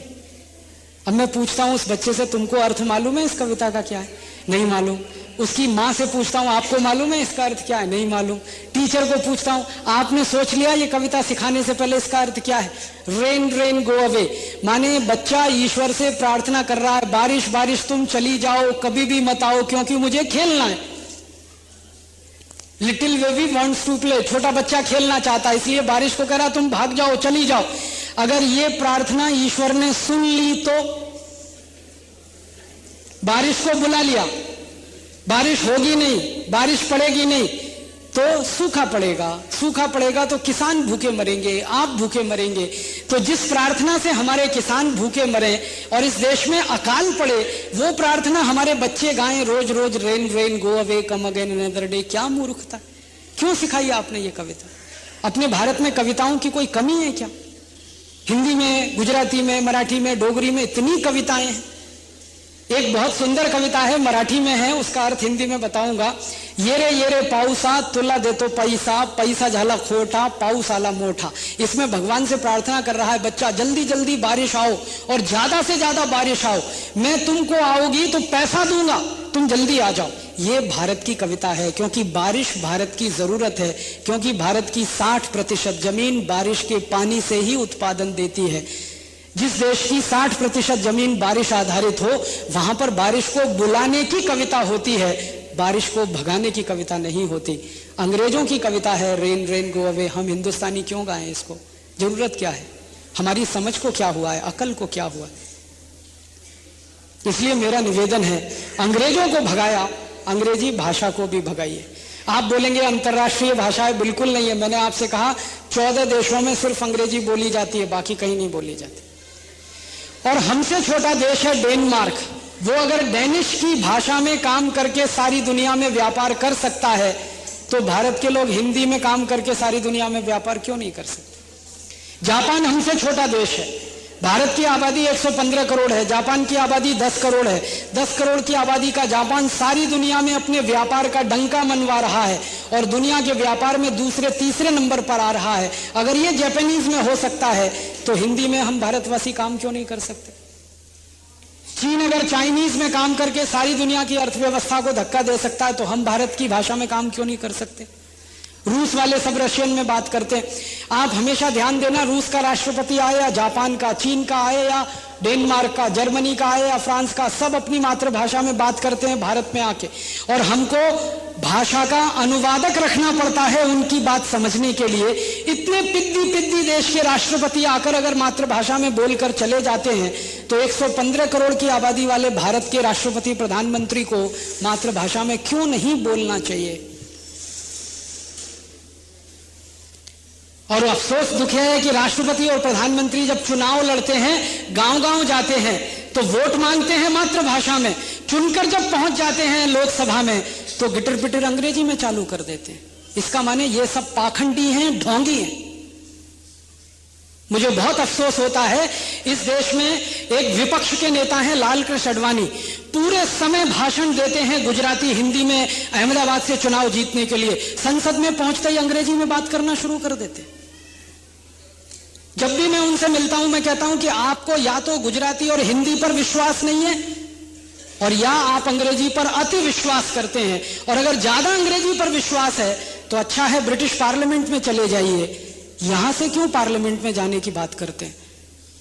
और भारत का भविष्य अपने हाथों में सुरक्षित हो, हम प्रधानमंत्री बन जाएं, इसकी अपेक्षा आप कैसे कर सकते हैं? जब देश की भाषा का आप सम्मान नहीं कर सकते संसद में, तो देश के सम्मान की हम आपसे क्या अपेक्षा कर सकते हैं? तो अच्छा ही हुआ कि लोगों ने इस देश का प्रधानमंत्री आपको नहीं बनाया। क्या बुरा किया लोगों ने? आप उनका सम्मान नहीं कर सकते, उनकी भाषा का सम्मान नहीं।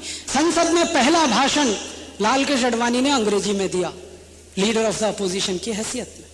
शर्म आती है। इससे अच्छा तो श्री अटल बिहारी वाजपेयी रहे, जो यूएनओ में गए और हिंदी में दहाड़ कर आए और बोला कि जिसको समझना है समझे, नहीं समझना है तो भाषा अनुवादक रख ले, मैं मेरी भाषा का सम्मान कर सकता हूं। और शायद इसलिए श्री अटल बिहारी वाजपेयी पर लोगों ने भरोसा किया और उनको इस देश का 3 बार प्रधानमंत्री बना दिया। शायद इसलिए लोगों के दिल में ये फांस सा चुभता है कि मातृभाषा में वोट लेने के समय बात करना और संसद में जाकर अंग्रेजी बोलने लगना। किसके लिए संसद चलाते हैं आप? किसको दिखाना चाहते हैं और किसको बताना चाहते हैं? इस देश में 1 करोड़ हिंदुस्तानी भी नहीं है जो अंग्रेजी ठीक से बोल सकें, पढ़ सकें, लिख सकें और समझ सकें। 114 करोड़ लोगों के लिए अंग्रेजी बिल्कुल दूर की भाषा है। उनके लिए आप संसद चला रहे हैं, 114 करोड़ के लिए या 1 करोड़ के लिए? और दुख और तकलीफ और अफसोस इस बात का है कि संसद अकेली अंग्रेजी में बात नहीं करती है, सुप्रीम कोर्ट भी अंग्रेजी में ही बात करता है। मुकदमा करना है सुप्रीम कोर्ट में तो अंग्रेजी में करो, मुकदमे का फैसला लेना है तो अंग्रेजी में लो। वादी अंग्रेजी नहीं जानता, प्रतिवादी अंग्रेजी नहीं जानता, फैसला अंग्रेजी में क्यों आना चाहिए? न्याय चाहिए मुझे, तो न्याय तो मेरी मातृभाषा में मिलेगा तभी ना होगा। विदेशी भाषा में देंगे तो अन्याय है, वो तो न्याय कहां है? जिसे मैं पढ़ नहीं सकता, पढ़कर समझ नहीं सकता, मेरे जीवन के आचरण में उतार नहीं सकता, उस भाषा में आपने कागज पर कुछ लिखकर मुझे दे दिया, तो मेरे लिए तो वो अन्याय है। न्याय कहां? 3.5 करोड़ वादी और 3.5 करोड़ प्रतिवादी इस देश के सुप्रीम कोर्ट में, हाई कोर्ट में, लोअर कोर्ट में न्याय की अपेक्षा से ठोकरें खाते हैं, दर-दर भटकते हैं। अंग्रेजी में फैसले होते हैं, अंग्रेजी में मुकदमे सुने जाते हैं। पता नहीं ये देश अंग्रेजों के लिए चलता है या भारतवासियों के लिए चलता है। और दुख तकलीफ इस बात की है कि सुप्रीम कोर्ट के न्यायाधीश जो अंग्रेजी में फैसले लिखते हैं, अंग्रेजी में बहस सुनते हैं, उन सब की जेब गर्म करने के लिए तनख्वाह का जो पैसा आता है वो सब हिंदी बोलने वाले, मातृभाषा बोलने वाले लोगों के टैक्स के खून पसीने की कमाई का है। मेरे खून पसीने की कमाई, आपके खून पसीने की कमाई, उसके टैक्स का पैसा सुप्रीम कोर्ट, हाई कोर्ट के न्यायाधीश को पगार के रूप में मिलता है। उनको शर्म आनी चाहिए और उनको देश के करोड़ों लोगों का सम्मान करना चाहिए। मातृभाषा में फैसले लिखने चाहिए, मातृभाषा में बहस सुननी चाहिए। और अगर हमारे सुप्रीम कोर्ट के न्यायाधीश मातृभाषा जानते नहीं, समझते नहीं, तो अफसोस है कि उनको भारत के सुप्रीम कोर्ट का न्यायाधीश कौन बनाता है? जिनको हिंदी नहीं आती, जिनको मातृभाषा नहीं आती, वो सुप्रीम कोर्ट के न्यायाधीश बने, हाई कोर्ट के न्यायाधीश बने। ये तो अपमान है करोड़ों में। इस भाषा को तो बदलना ही पड़ेगा। आज नहीं तो कल मातृभाषा में काम करना ही पड़ेगा। अब आप ये कह सकते हैं कि भारत में तो मातृभाषाएं कई हैं, तो कई मातृभाषाओं के बीच में से एक को राष्ट्रीय भाषा बना लो, बाकी सबको राज्य की भाषाएं बना दो। मुश्किल क्या है उसमें? 80 करोड़ भारतवासी हिंदी समझते हैं, हिंदी पढ़ते हैं, हिंदी जानते हैं और हिंदी को बात कर सकते हैं। 80 करोड़, तो इसका माने स्पष्ट है कि राष्ट्रभाषा हिंदी हो जाए, बाकी सब प्रांत की भाषाएं हमारे राज्य की सहकारी सहयोगी भाषाएं हो जाएं, और तीसरी कोई भाषा अगर हम सबको बांधने वाली हो सकती है तो वो संस्कृत ही हो सकती है, क्योंकि हमारी सभी मातृभाषाओं की मूल जननी संस्कृति है। इसलिए हम तीसरी भाषा संस्कृत ले सकते हैं। और तो हमारे देश में अंग्रेजी की तो जरूरत तब पड़ेगी जब कोई अंग्रेज के देश में जाएगा। तो अंग्रेजों के देश में कोई जाएगा तो 2-3 महीने में अंग्रेजी सीख लेगा, जैसे अभी सीखते हैं कि नहीं। जिनको वीजा मिल जाता है ब्रिटेन का, जिनको वीजा मिलता है अमेरिका का, वो 2-3 महीने में अपनी भाषा सीख लेते हैं जहां जा रहे हैं, वैसे आगे भी सीख लेंगे। तो ये भाषा के सवाल को हल करना है, कानून के सवाल को हल करना है, व्यवस्थाओं के सवाल को भी हल करना है। अंग्रेजों के जमाने में जो अर्थव्यवस्था चलती थी, जिसमें सारा टैक्स अंग्रेज वसूल करके अपने देश में लेकर चले जाते थे, आजादी के 62 साल के बाद वो टैक्स व्यवस्था क्यों चलनी चाहिए जिसमें सारा टैक्स वसूल के काले अंग्रेज लेके जाएं? अंग्रेज टैक्स वसूलते थे, उनका कहना क्या था? भारत का कोई व्यापारी कोई वस्तु का उत्पादन करे तो उत्पादन पर टैक्स लगा दो, एक्साइज ड्यूटी। माल को बेचे तो बेचने पर टैक्स लगा दो, सेल्स टैक्स। माल को बेचकर मुनाफा कमाए तो मुनाफे पर टैक्स लगा दो, इनकम टैक्स। एक गांव से दूसरे गांव में माल लेके जाए तो फिर टैक्स लगा दो, road tax, toll tax, exit tax, entry tax. इस तरह के 20 टैक्स उन्होंने लगाए। उद्देश्य एक ही था कि करोड़ों रुपए लूट कर इंग्लैंड लेके जाना है। अब वही टैक्स के कानून, central excise act, income tax act, value added tax अभी भी चले, तो ये तो हम कैसे माने आजादी आई है। इसलिए टैक्स के कानून भी हमें बदलने हैं। अंग्रेजों के समय में टैक्स के कानून का एक ही उद्देश्य था, माल लूटकर इंग्लैंड लेके जाना। आजादी के बाद अब दूसरा उद्देश्य है कि भारत के पैसे को लूटकर स्विट्जरलैंड में लेके जाना और बैंकों में जमा करना। दुख है मुझे ये कहते हुए कि अंग्रेजों ने 250 साल में इस देश से 300 लाख करोड़ रुपए लूटा। अब आजादी के 62 साल में इस देश के काले अंग्रेजों ने इस देश में से 110 लाख करोड़ रुपए लूट लिया और स्विस बैंकों में जमा कर दिया। आपको मालूम है हमारे देश के नेता और अधिकारी जो टैक्स के पैसे को लूटते हैं, वो सारे धन को विदेशी बैंकों में जमा करते हैं। स्विस बैंकों में इस समय 75 लाख करोड़ रुपए जमा है और स्विस बैंकों के अलावा 35 लाख करोड़ रुपए दूसरा जमा है। 110 लाख करोड़ रुपए इस देश का लूटकर विदेशी बैंकों में नेताओं ने रखा हुआ है और इस देश में आजादी का शंखनाद फैला हुआ। लूट तो तब भी हो रही थी, लूट अभी भी हो रही। तो हम चाहते हैं कि ये व्यवस्था इस देश में चलनी नहीं चाहिए जो लूट पर आधारित है। इस व्यवस्था को बदलना पड़ेगा। इसी तरह अंग्रेजों की शिक्षा व्यवस्था को बदलना पड़ेगा। आप जानते हैं मैकॉले का बनाया हुआ पाठ्यक्रम है जो हम आज तक पढ़ते आ रहे हैं। 160 साल पुराना पाठ्यक्रम है, उसमें कोई बदलाव नहीं हुआ है। आजादी के बाद अब हमें वो अंग्रेज नहीं चाहिए जो अंग्रेजों के जमाने में चाहिए थे। मैकॉले कहा करता था कि भारत में ऐसे क्लर्क पैदा करो जो अंग्रेजी शासन व्यवस्था को चलाने में मदद करें, भारतवासी और अंग्रेजों के बीच पुल का काम करें, मीडियम का काम करें। इसलिए क्लर्क तैयार करने थे, बाबू तैयार करने थे, उसके लिए उन्होंने शिक्षा व्यवस्था बनाई। अब आजादी के 62 साल के बाद भी वही मैकॉले शिक्षा व्यवस्था चले तो हमें तो बाबू पैदा नहीं करने, क्लर्क पैदा नहीं करने, क्योंकि अब अंग्रेजों का शासन नहीं चलाना इस देश में। तो इस अंग्रेजी शिक्षा को भी बदलना पड़ेगा, चिकित्सा व्यवस्था भी बदलनी पड़ेगी। अंग्रेजों ने एलोपैथी लाई इस देश में जो हमको कभी भी सूट नहीं करती, जो अंग्रेजों को भी सूट नहीं करती। हमको तो छोड़ दो, दुनिया के किसी देश में सूट नहीं करती। एलोपैथी चिकित्सा व्यवस्था में काम करने वाले सारे वैज्ञानिक इस बात को स्वीकार कर चुके हैं कि 250 साल में एलोपैथी ने सारी दुनिया को एक ही चीज दी है, वो है साइड इफेक्ट्स, और भयंकर साइड इफेक्ट्स। आप एक बीमारी को दूर करने की गोली खाइए, दूसरी बीमारी आपके लिए तैयार है। सर्दी, खांसी, जुकाम, बुखार, नजला होता है और आप गोलियां खाना शुरू करिए, थोड़े दिन में किडनी खराब हो जाए आपकी। डायबिटीज को खत्म करने के लिए, कंट्रोल करने के लिए इंसुलिन लेना शुरू करिए, लीवर खत्म हो जाए, आपकी किडनी भी खत्म हो जाए। दमा, अस्थमा, ब्रोंकियल अस्थमा की दवा खाना शुरू करिए, दूसरी कोई गंभीर बीमारी हो जाए तो एक बीमारी को दबाकर दूसरी पैदा हो, दूसरी को दबाकर तीसरी पैदा हो, और जिंदगी भर आप बीमारियों से लड़ते रहें और कभी स्वस्थ ना हो सके। ऐसी चिकित्सा व्यवस्था को अगर एलोपैथी कहते हैं तो भगवान भला करे इस एलोपैथी का। हमको तो नहीं चाहिए ये चिकित्सा व्यवस्था, क्योंकि हमारे काम की नहीं है। हमको तो ऐसी चिकित्सा व्यवस्था चाहिए जो कम से कम खर्चे में हमको स्वस्थ रखे, और बिना दवा खाए हमको स्वस्थ रखे, और बिना दवा खिलाए हमको स्वस्थ रखे। और हमारे पास है, आयुर्वेद की चिकित्सा व्यवस्था है, योग और प्राणायाम की चिकित्सा व्यवस्था है, जिसमें एक पैसा भी आपको खर्च करने की जरूरत नहीं है, और आप जिंदगी भर स्वस्थ रह सकते हैं, सुखी रह सकते हैं, निरोगी रह सकते हैं।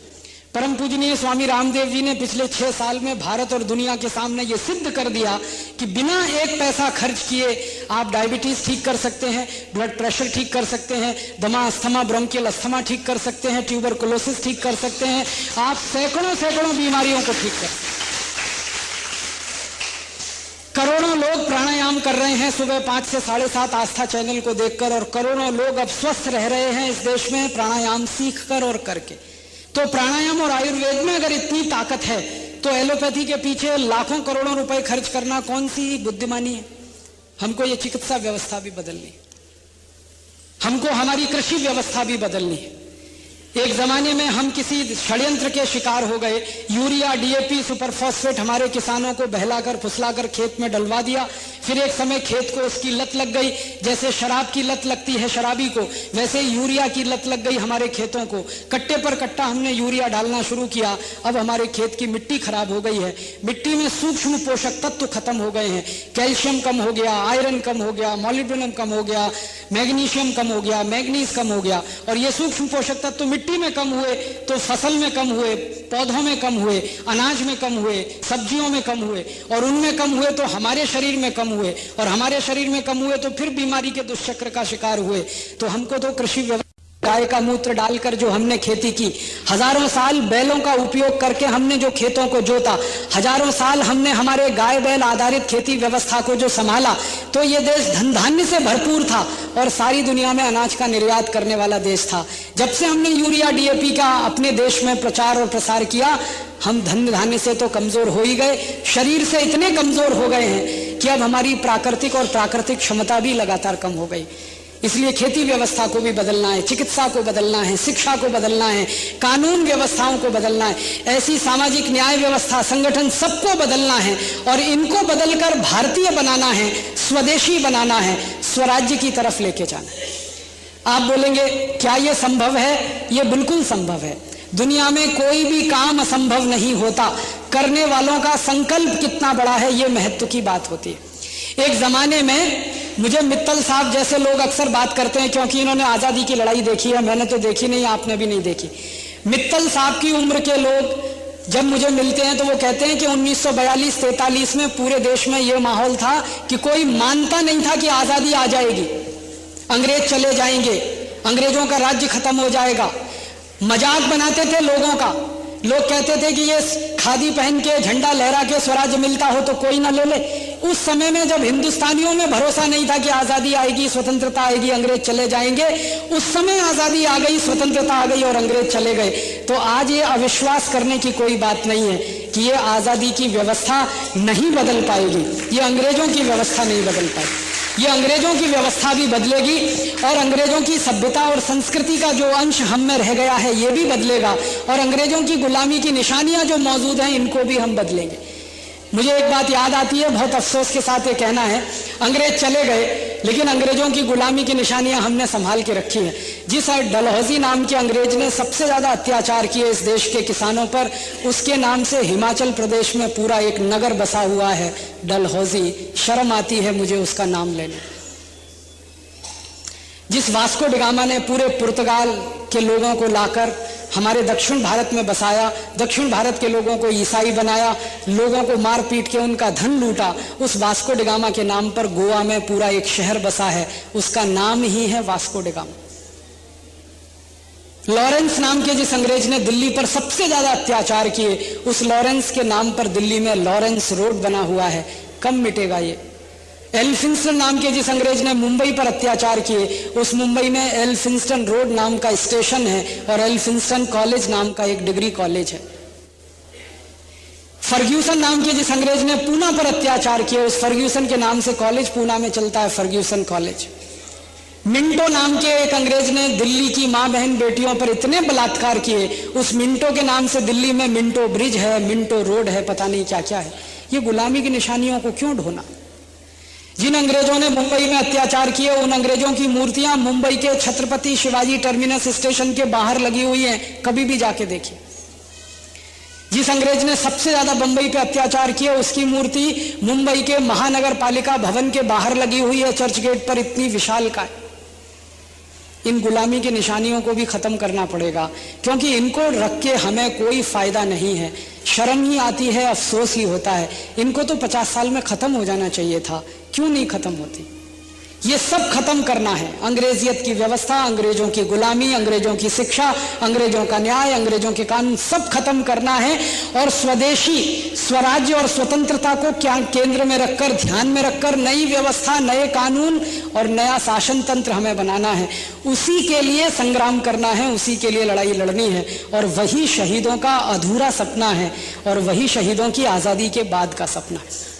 तो मैं आप सबको एक निवेदन करने आया कि अपने शहीदों की शहादत पर अगर आपको गर्व है और आप उनकी शहादत का सम्मान करते हैं, तो उनके सपनों का भी सम्मान करिए, जो सपने उन्होंने देखे थे इस देश की आजादी के लिए। हम शहीदों का सम्मान करें और उनके विचारों का सम्मान न करें, हम शहीदों का सम्मान करें और उनके सपनों का सम्मान न करें, तो ये तो हमारे लिए शर्म की बात है। करना है तो टोटलिटी में करना है, पूरा करना है, नहीं करना तो बिल्कुल नहीं करना। तो शहीदों के सपनों का सम्मान, उनके विचारों का सम्मान करके एक नया भारत बनाने के लिए, स्वदेशी स्वराज्य वाला भारत बनाने के लिए काम करें। चलते चलते एक छोटी सी आखिरी बात कहना चाहता हूं। अंग्रेजों के जमाने में एक विदेशी कंपनी इस देश को लूटती थी, अंग्रेजों के बाद अब 5000 विदेशी कंपनियां इस देश को लूटें और हम कहें कि आजाद हो गए। पहले ईस्ट इंडिया कंपनी लूट रही थी, अब पेप्सी कोला। पहले ईस्ट इंडिया कंपनी लूट रही थी, अब कोका कोला। पहले ईस्ट इंडिया कंपनी लूट रही थी, अब कॉलगेट पामोलिव। पहले ईस्ट इंडिया कंपनी लूट रही थी, अब हिंदुस्तान लीवर। ऐसी 5000 कंपनियां देश को लूट रही। आप बोलेंगे क्या करें? एक ही काम करिए जो लोकमान्य तिलक ने किया, भगत सिंह, उधम सिंह ने किया, सावरकर ने किया। आपको मालूम है, वीर सावरकर ने अपनी जिंदगी के 16वें वर्ष में पुणे के एक बड़े भारी चौक में विदेशी सामानों की 2 ट्रक होली जलाई थी, 16 साल की उम्र। ऐसे क्रांतिकारी थे सावरकर। तो अगर वो विदेशी सामानों की होली जला सकते हैं अपनी जिंदगी के 16वें वर्ष में, तो आप क्यों विदेशी सामानों को अपनी छाती से लगाकर अपने घर में रखे हुए हैं? इनको निकाल बाहर फेंकिए, इनको भी जलाइए विदेशी सामान। आप बोलेंगे हमको तो पता ही नहीं है विदेशी सामान क्या है, स्वदेशी सामान क्या है। उसको पता लगवाने के लिए एक छोटी सी पुस्तक बनाई है, जीवन दर्शन, परम पूजनीय स्वामी रामदेव जी की लिखी हुई है। यहाँ पतंजलि योग पीठ के चिकित्सालय में मिल जाएगी, वो ले लीजिए। वो पुस्तक में पूरी सूची दी गई है, क्या सामान विदेशी है, क्या स्वदेशी है। जो विदेशी सामान है उसको कभी खरीद के मत लाइए, जो स्वदेशी सामान है उसी को घर में लाइए, क्योंकि स्वदेशी के रास्ते से ही स्वराज्य की मंजिल पर पहुंचा जा सकता है और कोई दूसरा रास्ता नहीं। ये कहकर मैं मेरे व्याख्यान को पूरा करना चाहता हूं आपसे इस अपील के साथ, इस निवेदन के साथ कि आप अपने जीवन में शहीदों के सपनों को जिंदा रखिए। ईश्वर से नित्य दिन प्रार्थना करिए कि हमको इतनी शक्ति मिले, हमको इतनी ताकत मिले, हमारा संकल्प इतना दृढ़ हो कि हम हमारे बाकी पूरे जीवन में शहीदों के सपनों को साकार करने के काम में लग जाएं। और अगर आपका ये संकल्प पूरा हो जाएगा तो आप भी उन शहीदों की श्रेणी में आ जाएंगे जिनके लिए आप सपना देख रहे हैं। और नहीं कर पाएंगे तो आप मीर जाफरों की श्रेणी में आएंगे, जो आने वाला समय आपको याद रखेगा मीर जाफर की तरह से।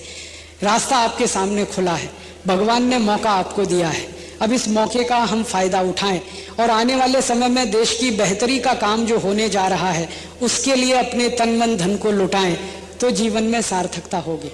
मैं आपसे एक बात जरूर कहूंगा कि इस देश में आने वाले समय में एक बहुत बड़ी क्रांति का अभियान शुरू होने जा रहा है, और वो क्रांति का अभियान इस देश के सैकड़ों संगठन, सैकड़ों व्यक्तियों के साथ मिलकर शुरू होने जा रहा है।